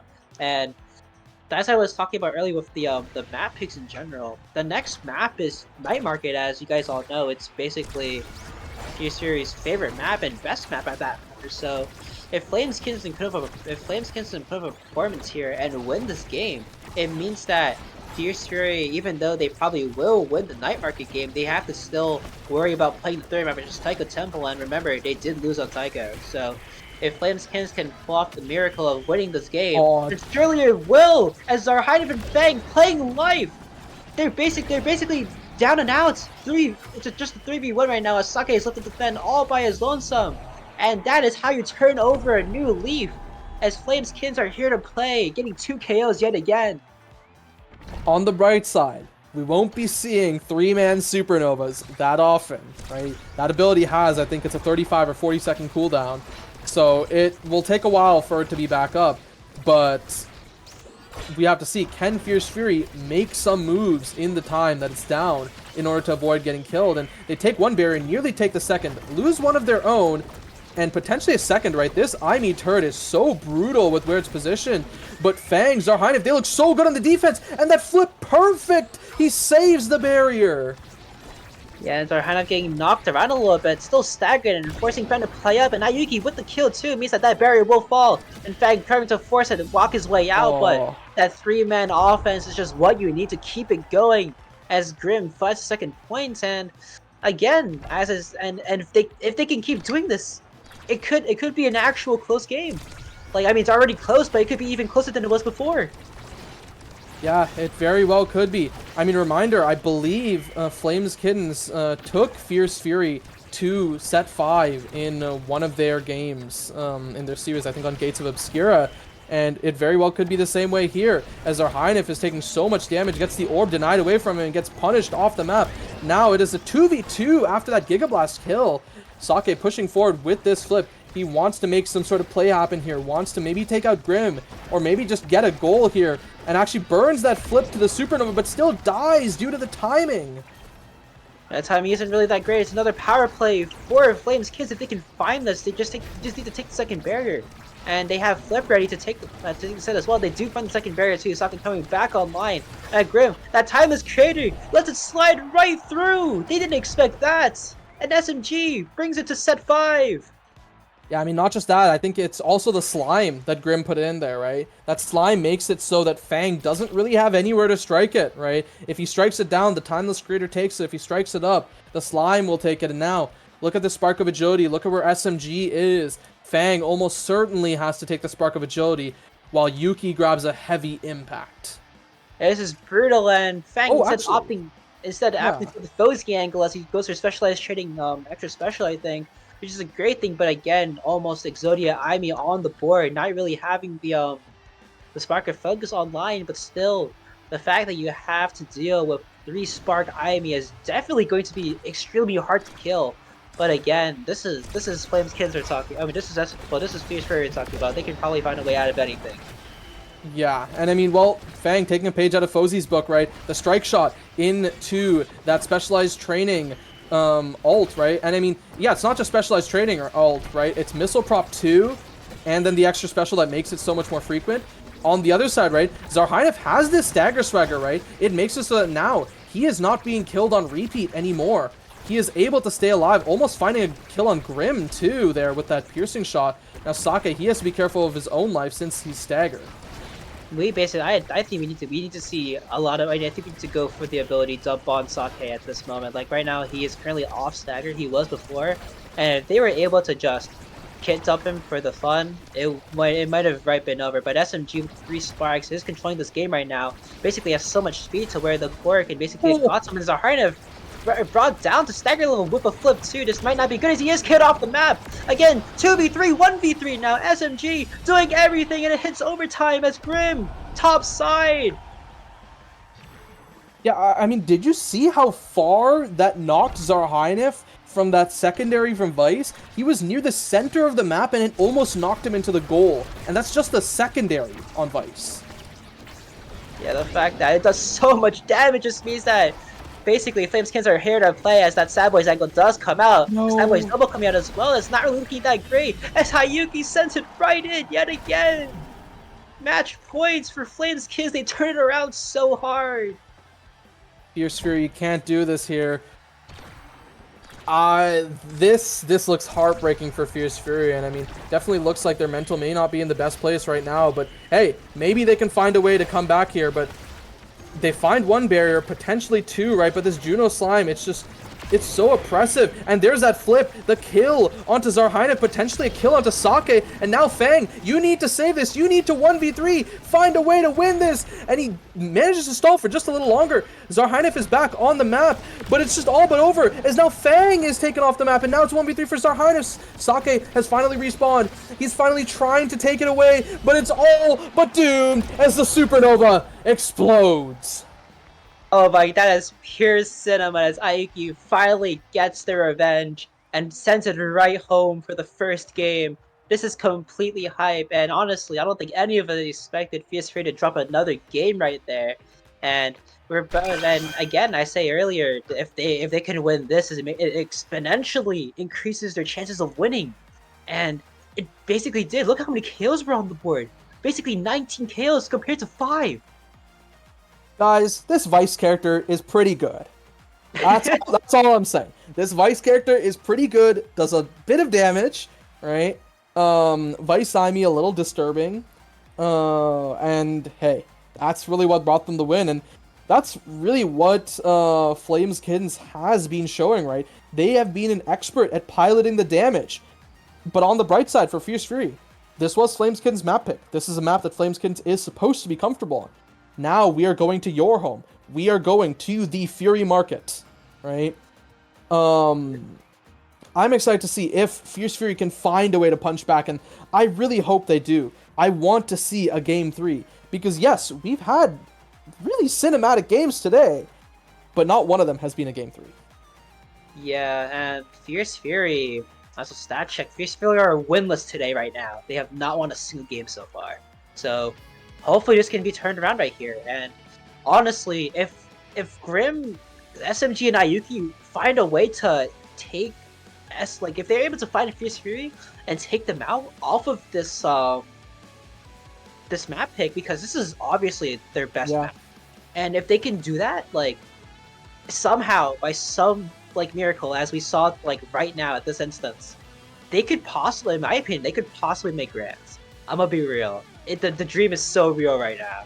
Hey, the dream is real.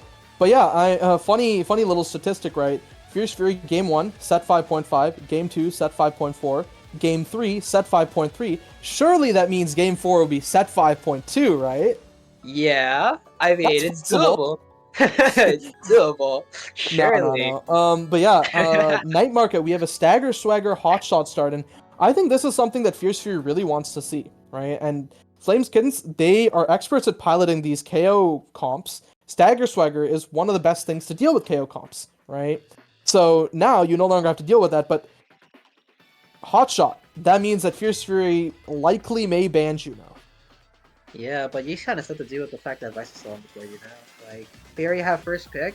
They might play Vice on this map just to take it away from Ayuki, but again, you still have the Naimi to worry about, and having Naimi to worry about isn't the great thing. Well, it's not the greatest thing you want to possibly walk into, because again, just in general, the fact that he has so many damage awakenings, and Naimi is one of those characters that constantly pump out damage at a very surprising rate, just leads to pain. Again, if they do opt to ban Juno and take Vice on this pick, then I mean, I don't know how the rest of the draft will go, because I don't know whether or not Fierce Fury has played Vice in their games. I mean, they literally did earlier today, right? They had a Vice goalie on Fang. No, I meant they did. That is true. Yeah. So they're no stranger to it, right? So if they can pick the Vice away from Flameskins if they want. And I feel like that is potentially an avenue they could go by. Of course, this is a Stagger Swagger start, and I'm very down for them to look at something like this Era Double Brawler, right? But one thing I've heard echoes about, even in the past when Era Double Brawler was a little more at the forefront of people picking it a lot, is the fact that one of the good answers into Era Double Brawler is damage, right? If you damage these brawlers, they're not going to be able to get into the play, right? Where the core is, because you're going to be hitting them and the core, and then they're going to eventually die, but there's that Stagger Swagger, right? So it's very doable for this Era Double Brawler to become a thing for Fierce Fury this game. Yeah, it's an option, alright, and honestly, what you said is correct in terms of just damage is so... I mean, Odie needs to fix this patch. Like, the fact that, in general, damage has been so great, and it's making a comeback to where every game you will have at least 5 to 7 KOs in a single game. So it's not the best when you want to deal with it, but also you have to pump out as much damage as you possibly can to make sure that the game is even in some sense. And if this draft doesn't go the way that we expect this draft to go, then it might be a serious issue, because we need to see if Fierce Fury can possibly bring it alive, as again the Juno being banned and the Atlas being banned yet again. So I think Fierce Fury, well, not Fierce Fury, but the Flameskins are looking to again pump out more damage. Yeah, this time, right, they ban out Juno, pick Estelle. Most likely Grim will be playing something like the Rune here. So there will be that damage, or they just lock in Aimi Vice again. Right? Yeah, the Rune does come up though, so it's a good thing. Yeah. So this at least leaves one for Fierce Fury if they want to go that route. I'm down really for something else, like maybe the Aimi getting locked here and then Fang goes the Vice or something. Yeah. I'm kind of unsure. I mean, they're waiting on the pick right now, so I wouldn't be too sure about it myself, but we see an X come through. Wait a minute. Ooh. This is actually interesting here. They decide to take away Sake's X here, and I think it's our high enough back on Estelle. So we're gonna see what potential substitutes come in for Fang and Sake. The other But- possibility I think that could come in is we see Fang Estelle with Drakkar Kazan. And like that's the thing I was just thinking about too. I see, but that Um, still leaves out the fact that Ayuki still has Vice on the board, right? Yeah, but Ayuki will have Vice or Aimi, right? I guess. That's Um, true, yeah.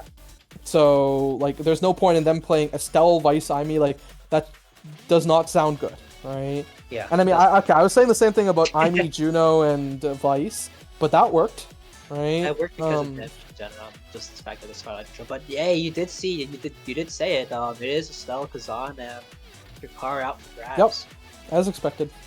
So Ayuki with last pick here, it seems like probably will be taking out the Vice again, bringing out the Terminal Vice Syndrome yet again. And we saw this like even in I don't know, well, you're gonna be well if we see later in NASA to up our stats, but we saw it last week in terms of Nasty with Flowers. I want to bring Flowers into the conversation, but again, the fact that Vice has been so prominent in these games has been truly just a big thing. But instead of Vice, I think it's Ayuki opting for Era.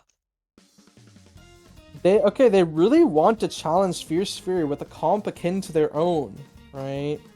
The other possibility I see here maybe is we might see something like SMG swapping over to goalie on like this era with Grim on midfield, or hey, maybe Grim will go over to goalie, Rune goalie time, right? With Era X. Could happen. That's possible, but yeah, I really don't think this X will go over to anyone except Yuki, right? Because I don't really see Yuki playing something like the Era, playing something like the Rune. Like it just feels like it just doesn't make sense to me. Oh my god. This is the angle of all time. You might want to check the actual game. We might be seeing Ayuki forward in this yeah. match. Oh yeah. This is absolute cinema right here as Grim is relegated to the goalie position on the Rune. So this is looking very, very interesting. We're gonna also see SMG backing up on the Era, I'm pretty sure. Right? Yeah, He said This Era, should be SMG Era in the midfield and then Rune goalie. I think Era normally struggles in the midfield. I think Estelle is probably one of the matchups she has a little less trouble with compared to stuff like the Juno, stuff like the Now. Still annoying, of course. But Era also is just really good at backing up X, and I think if you have an X forward, you can get away with the Era midfield. Like, it is fine. Yeah. Then again, Ayuki has been really strong. Like, in general, that game, like, she probably had the best performance in playoffs. And if they can take this game away, this is truly like the fall of Fierce Fury right here. I really want to see us going to game 3. I mean, we will see a game 3, obviously, but At least for Fury's sake, I want to see us go to game 3. yeah, this is very monumental. Like, everything is on. I mean, not really everything's on the table, but a lot of things are on the table for Flames Kids. If they're able to pull off a win here, then it's basically Fierce Fury are knocked out. But in turn, if they go into a game 3, I am unsure whether or not they have first pick. Do they have first pick? No, they don't. I think because this is reliant on seeding, right? No, yes. Because I So, think if- Fury had side selection. They opted for side selection game 1. Flameskins, I think, opted for side selection for game 2. And then... Wait, for game 2? No, they're blue, right? Flameskins are blue. Well, No, they're Flameskins red. asked for red side for game 2. Oh, they did? Damn. I see. Yep. Okay, so Fury will be seeing a game 3, I think, on the blue side. Oh, this is looking interesting. I mean, I have not really seen this comp before, so I really want to see how this plays out. Which Yeah. one? The Rune I Era mean X the, or Stell Drakkar the- Kazan? No, I mean the other comp, the Era into X, because I don't think I've seen Ayuki Brawler yet. So I mean, yes. Ayuki originally was a brawler, right? Yeah. For Fingerless last season, I believe, right? Yeah. Am I wrong with that? I don't think so, right? no, Yeah, that was Fingerless. Yeah, so she was a brawler for Fingerless last season.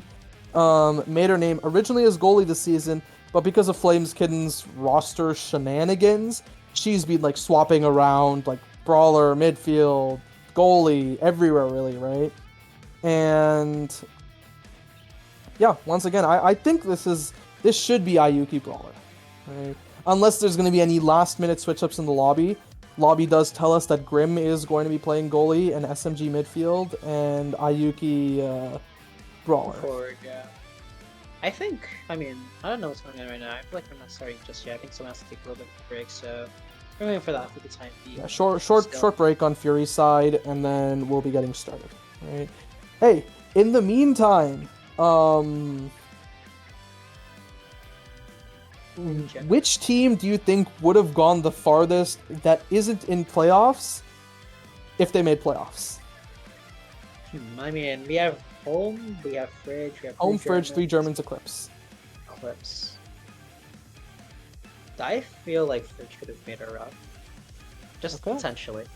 No, I'm not biased, but I think that in terms of like actual prowess, like we've seen like great moments where they have pulled it off. So I wouldn't be that big of a like underdog rooter to see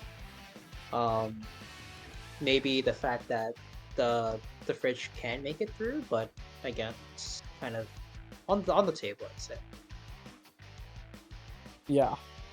Well, it looks like I think we are starting to load in.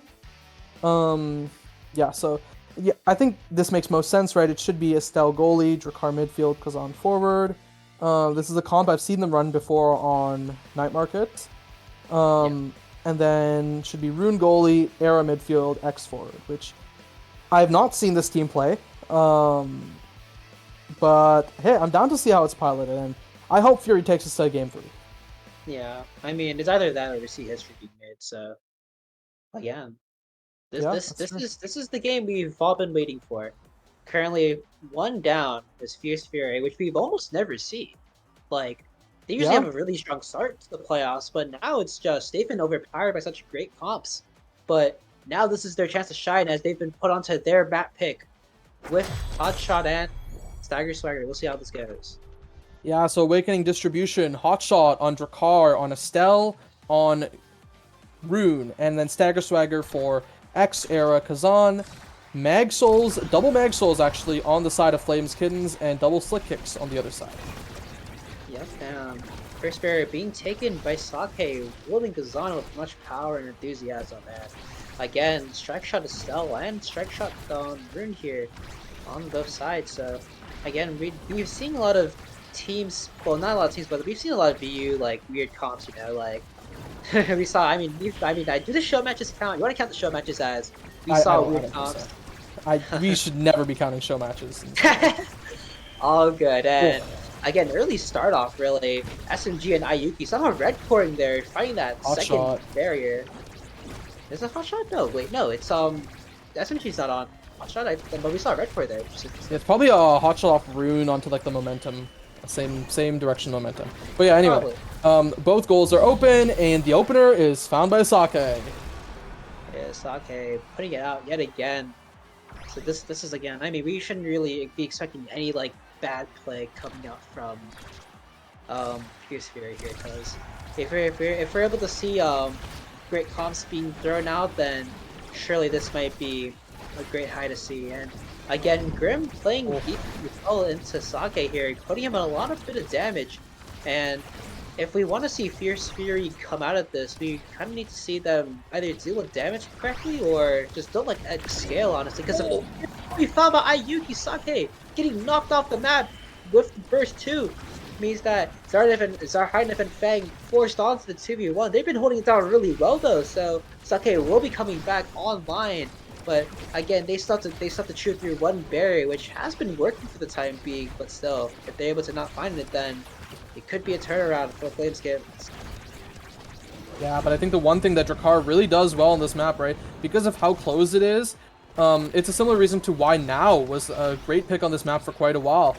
It's just, you get so many interaction wins with that shotgun, right?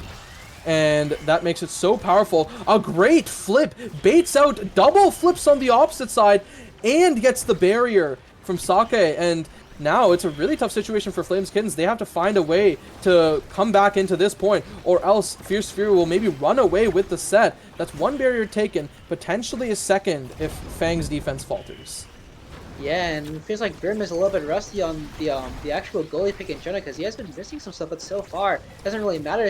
He's been holding down the fort as another barrier comes down for Fang, but Sake with the finishing touch to the top side means that 2 points will go to Fierce Fury. But again, Fang has been slipping a little bit. Like those barriers should never be lost in general. But if Ayuki and SMG can muster up the strength and courage to keep this point going and eventually take a point and set, then surely they can win here.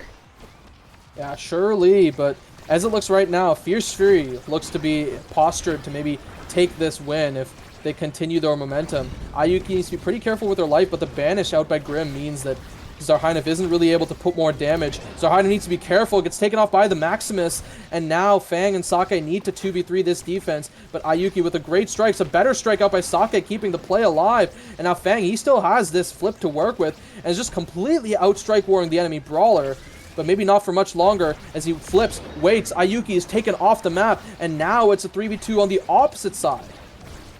Yeah, just chaos coming out across the board is always a good thing you want to see if you're a Fierce Fury member fan, and honestly, if they can keep this going, then it will be a set done as Fang with the Crystal Thorns will be taking that second barrier off, and SMG looking low himself will be hunted out by Sake potentially as they're looking to build up of a flip here as Ayuki forced to use X Maximus to bring to a little bit of a standstill, but so far Sake has been playing so well right now. He also basically has his flip online. Yeah, basically right now he's looking to flip. The great shadow swap out by Grim, making sure that Sake doesn't get anywhere to flip it, and now he's just waiting for any sort of pass out by Fang, out by Zarhainov, and it's really tough to score into this Rune goalie, right? Rune has so many mix-up potentials, but just as I say that, Sake is the one doing the mixing up. He kind of dashes forward, does his pop-up to make sure he tanks the pillar and then gets it through. Yeah, what a great play, and honestly, again, even though you said it was poised to look that Fierce Fury will take this game, they have been holding it down really well though. Ayuki and Grim, even though the corner offense isn't really working in their favor just yet, it will come online, I feel like, and currently Ruin has to decide whether or not to take Build Different or Timeless Creator does offer the Build Different, the design with the size, and the rest of the picks not really the greatest you want to see, honestly. I mean, I'd beg to differ, right? This stacks on stacks really good on X, especially, you know, when you have this Castellast on Era, making sure the enemies will be slow for even longer, and your X will be bigger for even longer. I mean, yes, it's weaker than it previously was, but it's still very good to supplement an X who will be kind of moving at Mach 10 at one point. But the other thing to keep in mind, right, Grim now having this Timeless Creator, these defenses are going to be even tougher for Sake to deal with. Yeah, Sake being brought down to not as much stagger before for a little bit as he does pick up the URP away from the play, as one barrier does fall for Fang, but also one barrier falling for Grim. As the second barrier does fall, SMG looking low himself will be targeted by Sake. If possible, Ayuki trying to hold it down so SMG can get a little bit of breathing room, but so far it's not looking that great as he's being basically hunted down the entire time, and if they can get out the play right now, then it might be the greatest thing as Sake forced to, well, getting banished out the play and forced to try to stay in the corner to live for the time being, but again, power play coming up for Ayuki here, killing Zarhainov, and potentially getting that second barrier too with the flip as well, and Ayuki sent it down right through the middle. Yeah, a slight miss blink out by Fang, and then the flip lost in that interaction against Ayuki. Ayuki absolutely saving that situation for the side of Flames Kittens as it nearly kind of got out of their hands.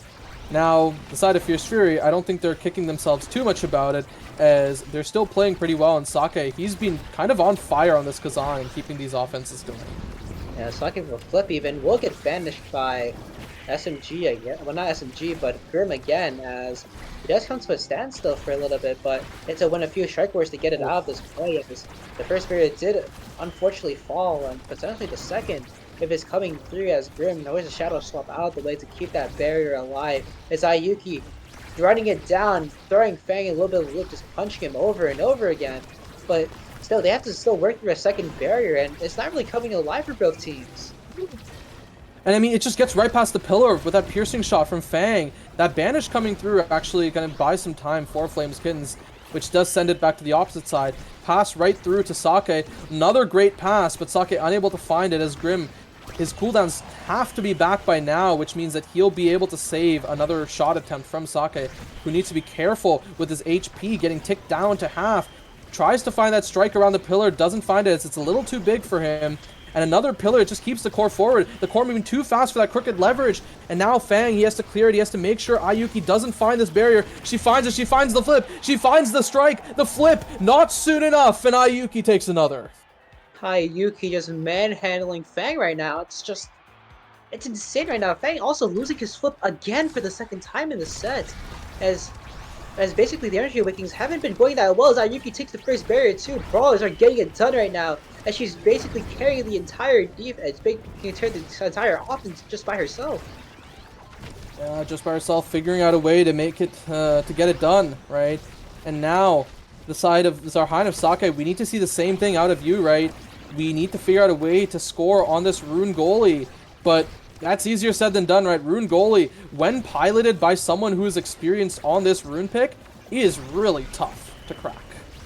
Yeah, and as tough as it's right now, and I unfortunately he does use the flip there, getting a little bit anxious, but still, as you said earlier, just Grim having a lot of experience on Rune just makes it that much harder to push it through. As Sake smashes again, but does get the flip out, does take the barrier as well.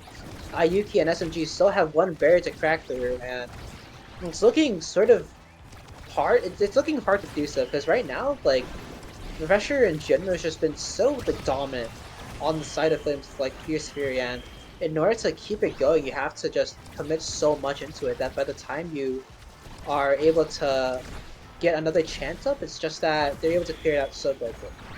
And the thing I feel like is the most, the toughest for Fierce Fury is the fact that Zarhine has to step back so often to deal with this Era X because this Estelle will kind of struggle otherwise. This leaves Sake in these 1v2s or 1v1 offenses against Rune, which Kazan should almost always lose because of how many abilities this Rune can have, and you really have to trust yourself on being able to mix up this Rune. But this is the chance that Fierce Fury needs. They find the slip down to Kazan, and Sake, he slots it in, and this is what Fierce Fury needs. Yeah, and unfortunately, that barrier did fall for Fang, but they managed to clean it up somehow, which was really good. But if this keeps happening, like, that was kind of lucky on them because Ayuki has been constantly just being on top of him. Killed too. Sake falling into the barrier, falls Zarhine with the shotgun blast. We'll find that second barrier, but again, you have to work through this power play with 4 seconds left remaining. And again, they've been holding it down so well, but that second barrier does feel Sake coming back online, and this is the time for Flames Kids to come back alive, try to find another point here to send it home. But again, this offense and defense has been looking so strong for Fierce Fury as they've been basically keeping control all the time, and this shows why they're the best team to play on this map. Yeah, they are keeping this control, but it's still very worrying. Never mind! The piercing shot finds it as Grim, I think, just misses a strike there. Yeah, I think he mistimed it, or either he just walked away and thought he could strike it in time, but this brings us to another set. This brings us another 0.5 for the series here, but we're going to see whether or not Grim and Ayuki can keep this going. They had a really strong start to the first 2 points, but whether or not we can see this again will be determined on whether or not they're able to close out on Fang, who basically does have flip available too. He's basically not even struggling for the most part, as he does have flip and still has to work through a lot of these things. Sake with basically the greatest primary known to man does get that second barrier too, and with flip as well, we'll have to try to force it out. As Sake does get SMG of Grim's flip out, and we'll flip it to the top side again, securing that second set for Fierce Fury. Guys, I was not worried for a second. Fierce Fury, they find their way through to set 2. Very clean fashion, don't worry about it. And Zarhine is the MVP, and I think what I might want to see from him is probably the heavy impact. Could be heavy impact, perfect form deny maybe, but it sucks. There's so much good stuff on for Ayuki, and yeah, okay, I guess opts for the spark, right? I kind of forgot that he did pick up the spark of agility last draft. Yeah, he was for the spark, and it's a good thing, honestly. And Era is forced to deny heavy impact, and Ruin duos with the big fish as Kazan back to the specialized training, honestly. And no one picking up Catalyst again. I feel like, I don't know, maybe Catalyst this week. Maybe I'm trolling. Yeah, I think the idea is Fierce Fury wants to make Kazan as strong as they can, whether that's by size, whether that's by cooldowns, whether that's by like just damage, right? And the side of Flames Kittens wants to stop that, which is why we saw the big fish deny, the heavy impact deny, and then the spec training still ended up falling, and everything else that was picked before that, perfect form, great for Ayuki, extra special, a good deny, and then the second spark, right, allows for spark scale. Yeah, perfect form is just so hard to break through when you're playing against the Nux, because this time in any way is just so bad. As Sake is looking to try to kill Ayuki. He will get it. Unfortunately, doesn't get it though. Oh my god. Unfortunate timing there, but Ayuki just being basically dot means that first barrier will be found by SMG, potentially set up another one if possible, but Graham not really on this goalie pick too much, means that he will miss a strike shot, which is unfortunate, but again, they've been doing so well even though they're off roll. Yeah, doing pretty well indeed, and I mean, part of that is just from the rune experience, and now Fang, he gets the return kill back on Ayuki, but it's still a 2v2, and I feel like I will favor Fierce Fury because Sake has this flip, and he does flip, doesn't actually get the kill, waits until Zarhainif is ready for the action, and attempts the kill on SMG, actually lives, but finds the goal. Yeah, weird series of effects there, honestly. Rune is just kind of weak, I guess, because that core keeps facing through the Rune pillar by complete surprise, so... Oh, we need John honestly to fix that immediately, but still. The fact that they've been holding on for so long is just so amazing to me. Like, this shouldn't be a... Okay, it wasn't a really close game to begin with, but still, it's been proven that they've been doing so well, and like another kill there found by Ayuki just secures that. Yeah, and then now they almost get that second barrier. Zarhainif needs to be really careful about his HP. Does die, but double barrier, and now Sake is respawned. This Kazan is here on this defense as well, but now one strike where it needs to be won by Fang. It is won. A second one won, a third one lost, but that is definitely going to be lost to an X-Maximus. And now Sake needs to be careful. Sake taken off the map. The flip out by SMG into the corner. Defended out by Fang's Rose Warp. And now Zarhainif trying to keep the core forward. Fang, he's still sitting with this flip on the backside in order to reinforce the remaining member of Fierce Fury. With the piercing shot, Sake finally comes back alive. Almost dies instantly. And now Zarhainif is the one that dies. And Fang, he's looking for this flip. He's making sure that it cannot get to Ayuki, but Ayuki, she's generated a flip of her own. SMG looking for the pass up to this X. It is all but over. The flip, perfect as it comes out and around. And now Fierce Fury, they need to make sure it never gets to this X. The X, they flip, they don't score. And the rebound comes up. And now, Flames Kittens, they need to get it through. They don't have many resources left, and Fierce Fury are looking really strong here. Oh my god, and what a save by him, but he dies! Sake! Oh my goodness, that was just peak cinema right there. Sake getting the top spin kill and just completely emoting on Grim there. Just showing complete dominance. This is exactly why the fact that if Fierce Fury can pull it off, it might be we will be seeing game 3, and unfortunately the dream wasn't real for Flames Kids to actually win this, but they could still make it happen. It's currently 2-0, but still that Fierce Fury falling won't make it any better. Yeah, Fierce Fury, definitely not happy, and I want to see this go to game 3, especially I don't want to see Fierce Fury lose to Grim on goalie, because that would be a bit of a depressing sight to see. But, I mean, nothing against Grim. He has been piloting this rune really well, and so have the members of Flameskins on this offensive side. Zarhainif pays for that presence of core control with his life, and might just lose the point here. And they do. Yeah, I feel like again the fact of converting is so prominent. Like they're thinking like Ayuki has been fighting so many KOs, but it's just the fact that they haven't been converting at all, and conversion is very, very important, especially in so many games that we've seen in EUSL. So if they can get it done here, they could possibly bring it back. But currently Ayuki sitting with flip himself as SMG will flip to kill Zarhainif yet again. As Ayuki comes up with the second barrier too, Sake forced to play defense. And yet again, this is looking a little bit disturbing for Ayuki's build, even though it's not really a great build by all definitions. They're still finding so many kills. Sake is first to burn and flip of his own. As a double burn comes up for Grim, that's unfortunate. And again, this is kind of exactly why we should be losing against him, because again, he's not really that great on the goalie, as SMG is forced to burn the flip too. Fang still has some of his own. Ayuki trying to get the pressure in, but doesn't find it just yet. And hopefully they can get it away, as these three do have a lot of chances still left, as Grim does have the flip up. Ayuki forcing the X Maximus out and trying to get Fang off the map, but doesn't really find it just yet. They're playing this so well. And even Ayuki is forced to step back a little bit to try to keep it away from the damage. And again, Fierce Fury are pumping out so much potential right now that if they don't score here, then it could probably lead to another upset in terms of sets. And Zarhanev dies.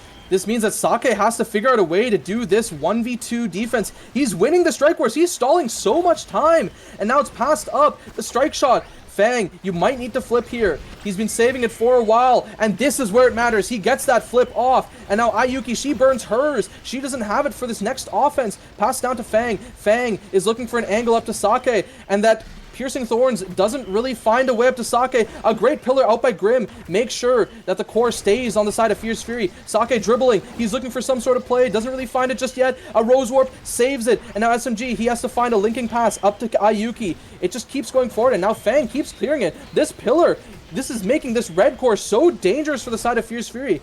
Speaking of Fierce Fury, they're looking pretty good on this offense and also the defense. Now the flip comes out by Grim. Does he win this strike war? Yes, he does. The pillar, it's down. It's now making sure that this core gets saved. And the core is saved, not for Fierce Fury. Yeah, and Ayuki, they're just getting the red core opportunity and does put it right in. But again, you kind of have to worry about the fact that it's currently match point.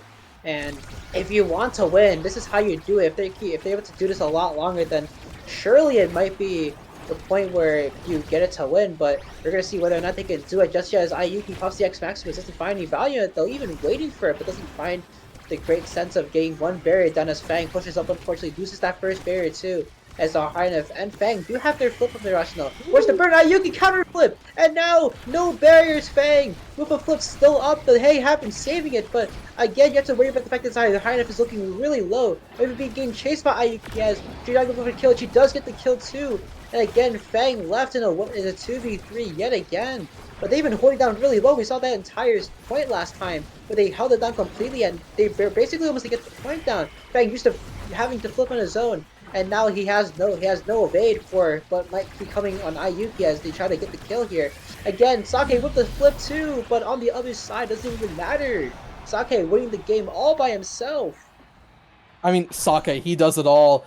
When everyone else falters, Sake finds it. He finds it in himself to find these flips, the angles, and he just gets it right between Grim and SMG. And we are going to Game 3. Game 3, it's one of the pretty, I mean, again, this is our first Game 3 in playoffs, I'm pretty sure, so. Hey, Really good, yeah. not many people play X in EU, but this X looked good, right? X is pretty good in this patch, and this is why NA loves X, right? Yeah. And hey, I'm down to see more X if people want to pick it. And we very well might have if it didn't get denied away from Sake. And, well, despite that, Sake popping off completely in this game. And Fang and Zarhanev both playing relatively well, too. Like, I really like how well Fang and Zarhanev were able to just keep the core control alive and keep it up to Sake, right? And then let Sake do his thing, right? As he really should. Yeah, even though they got killed a lot, still, Zarhanev definitely had an impact on the game, like just being able to completely save the core from getting out of hand. Surely that's a good thing, and this, again, this is their map pick, so we're going to Psycho Temple last. Both teams, I think, have lost, don't really have a great streak on Taika, I think, but this is more in favor of Flames Kins, as they might even dish out the Vice again, but again, this is not their pick. They don't have first pick on this map. Yes, yeah, reminder, well, okay, now you know what, they might, this is going to be Fury's side selection, and Fury does opt for red side, so Flameskins will get blue side for Taiko Temple. I don't know about this. I mean, I want to see the Awakens first, though. Vikings are Mighty Colossus and the Pancakes, so Mighty Colossus again looking really dangerous. We might even be seeing like maybe another X on this map because X on this map is really strong. Yeah, But we might. I'm surprised. I think that in general, I think Flameskins might like for first pick, Flameskins might opt for the Vice again, just as a first pick, so they have it locked in and they're able to constantly pump out damage. Because again, Psycho is probably a better map to play Vice on rather than Night Market. And I mean, even though it was into Stagger Swagger, I don't think Vice was a great pick anyways.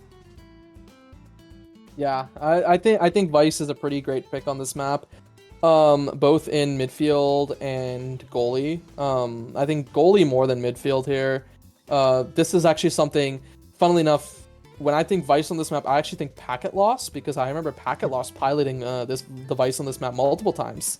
And yeah, Atlas getting banned away by Flames Kittens, not wanting to deal with Fang Atlas. And then Fierce Fury, what did they ban in response? Is this just a Juno ban? Because I feel like the Juno ban is safe. No, they actually banned the Vice.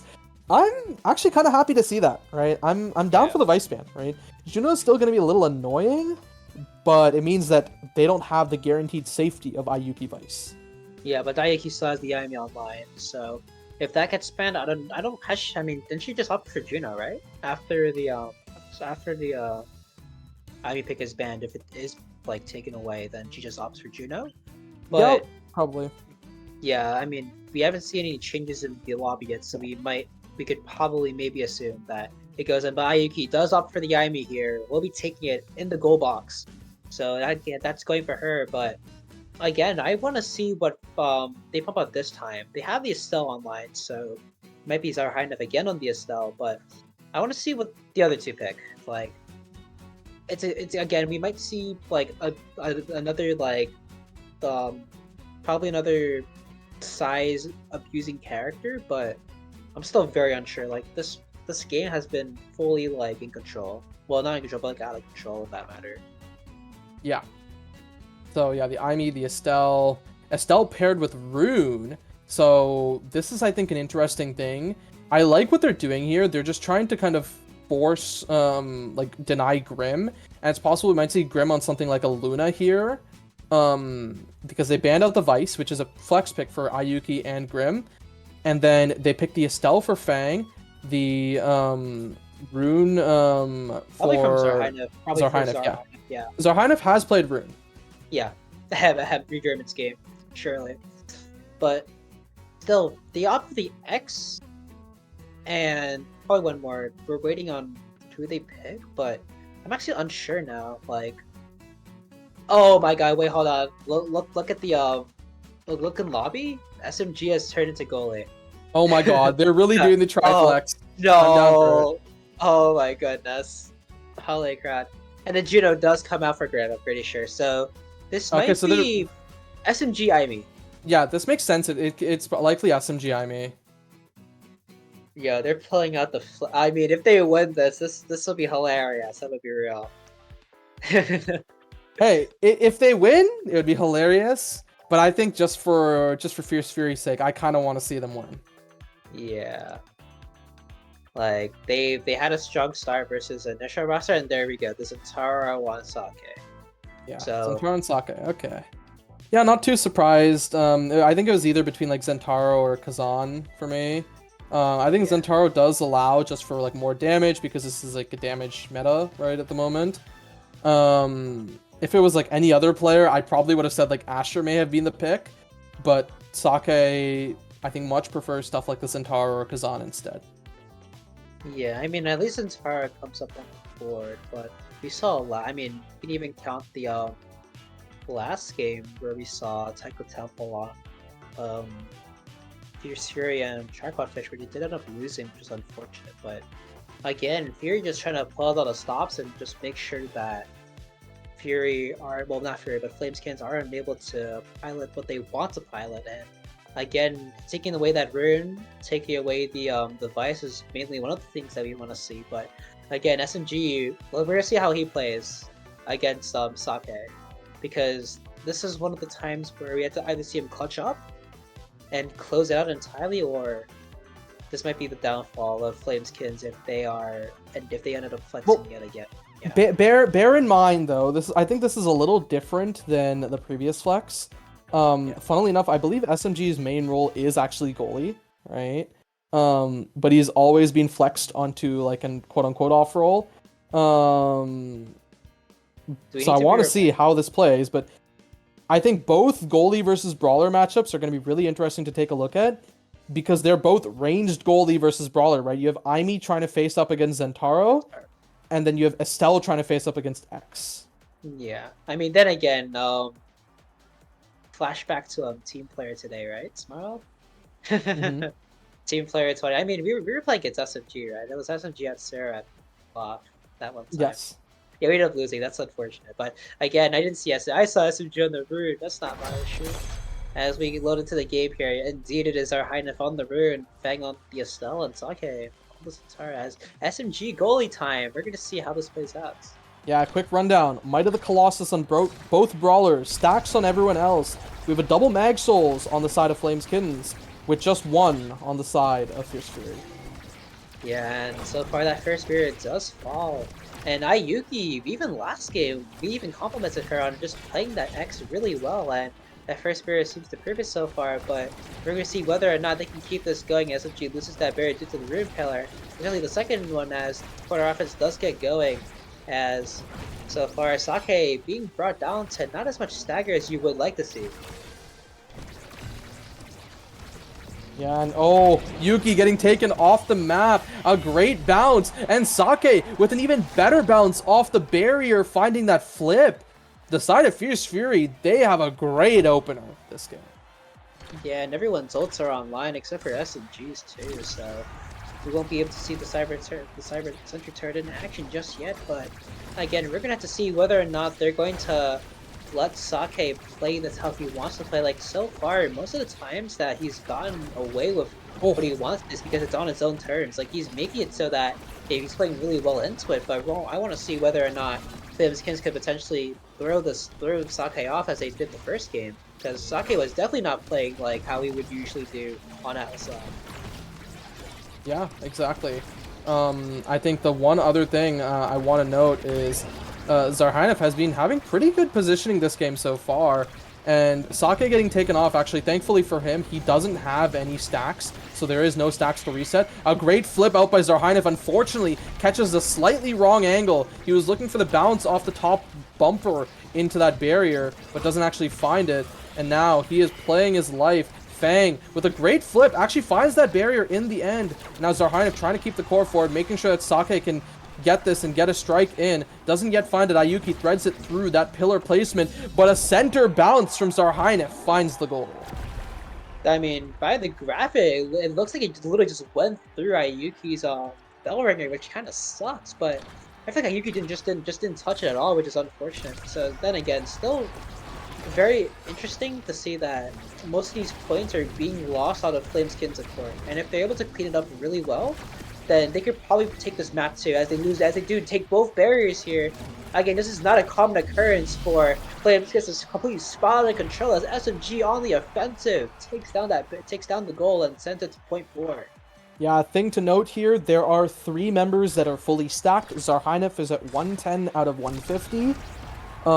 Which I think is kind of accurate, because I believe unless Rune gets like a really good like pillar bounce, Rune is one of the slower members of stacks building, right? So it's pretty par for the course. But if Fierce Fury wants to win, I think that might be the way they go about it, right? Making sure this Rune gets fully stacked. But on the other side, Flameskins with a great defense, right? They're holding it up. Yeah, holding out so well, but unfortunately they didn't find the first clear through it, as that first barrier is taken. Sake taking a little bit of break to get that orb going.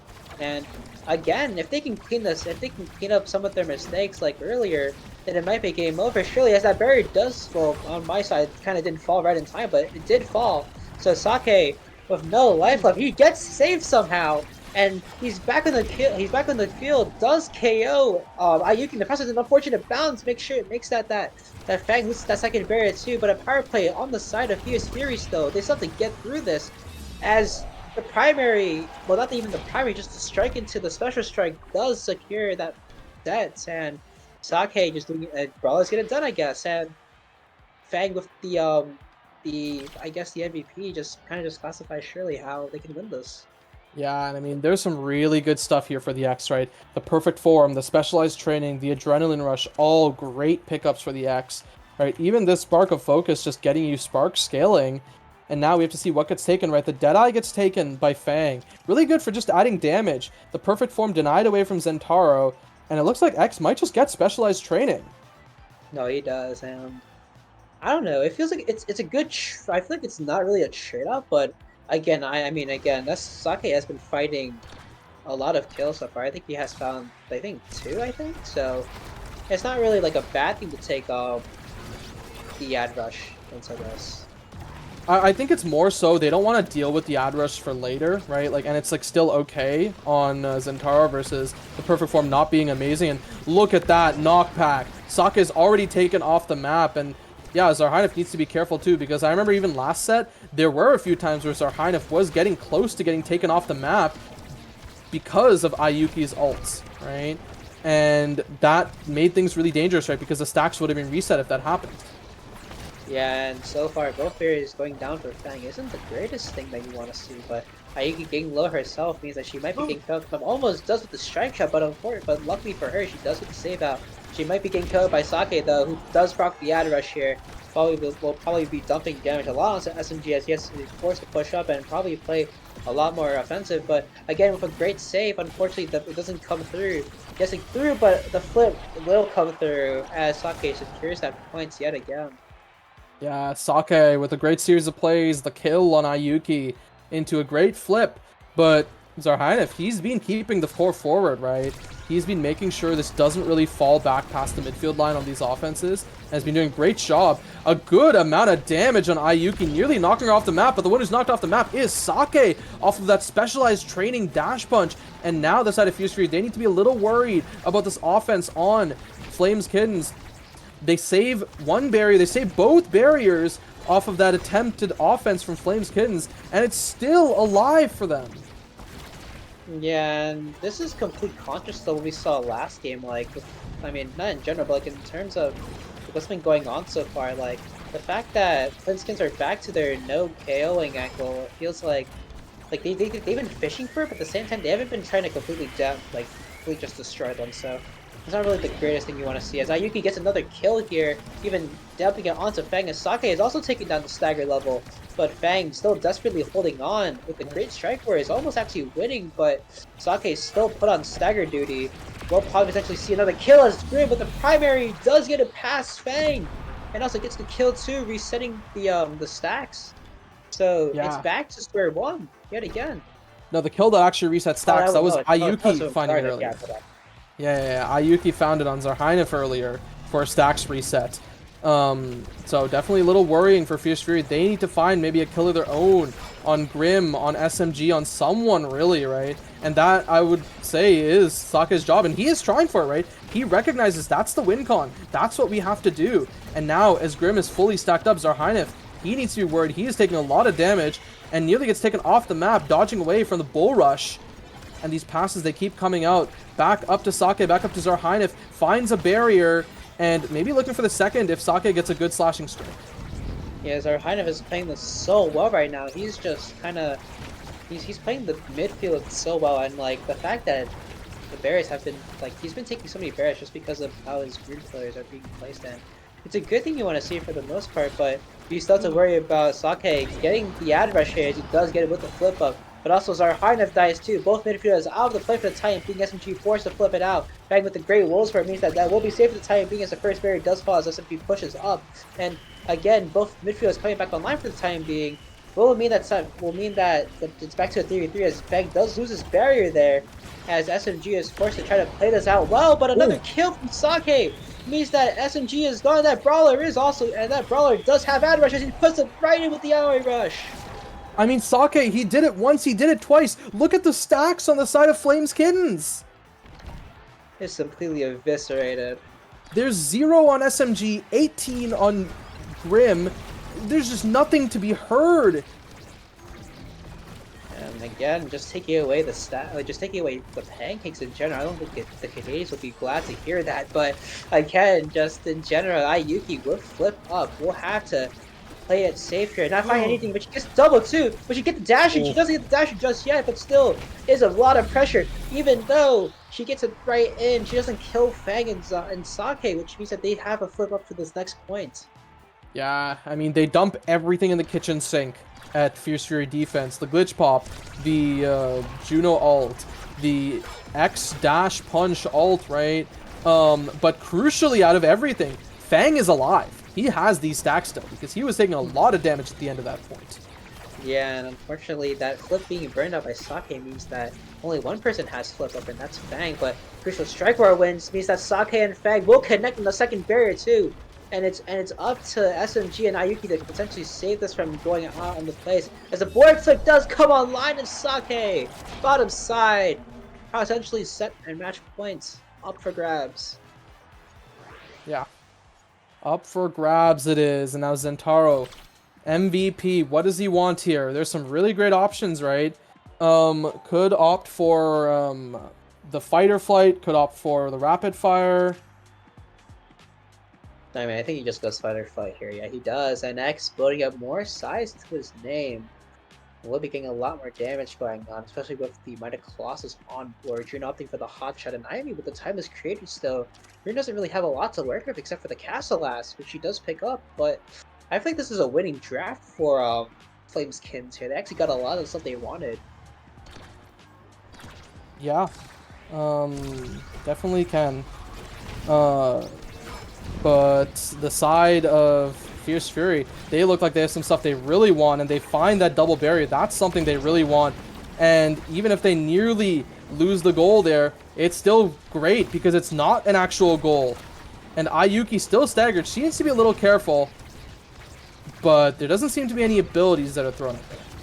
Yeah, so far I think they used all their abilities on committing that offense there, and it does work out for the time being, as they do have both barriers down right now, but they still need to worry about the fact that that double banish almost will come out, and they have to win the strike war, which they do. Oh my god, the sword angle too saves that completely, as then still being held down with SMG, pleasing the ladies as he does get that save. What a fashionable save by him, as the second barrier does fall for Flames. This might be the chance that they need, as Fang, still with flip up, might even burn it in pure fashion, but again, they still have to get this through. The ally rush by Sake, and the ult too, means that it might be game over, but it's still being saved though.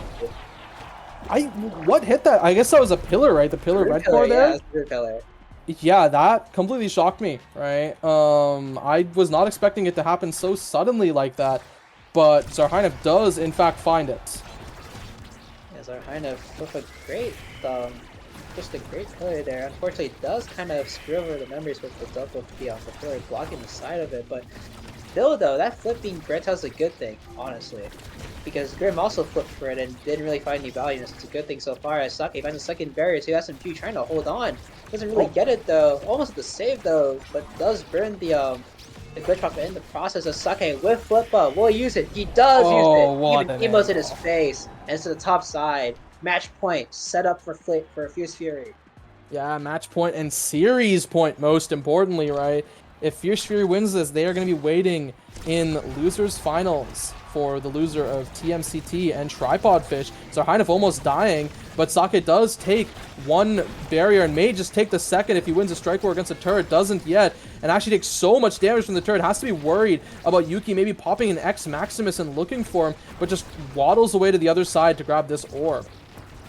Yeah, and so far, this is looking very, so far, both teams have been playing this kind of well in general. Just the hold from SMG, holding the barrier down. But still, you have to worry about Yuki dying. If she does, it might be over, as Sake might pop the ad rush. Does find the first kill, somehow gets the pop. Does find the second kill too! And it's 1v3, one barrier falling down. It's okay though, as Sake about to have flip up. He's a 1v3 versus Grim, and it's secured by Zarhainov. Game over, and Fierce Fury advance to losers finals. Yeah, Fierce Fury backs against the wall. They pull out everything from their bag of tricks, and they manage to make it through past Flames Kittens.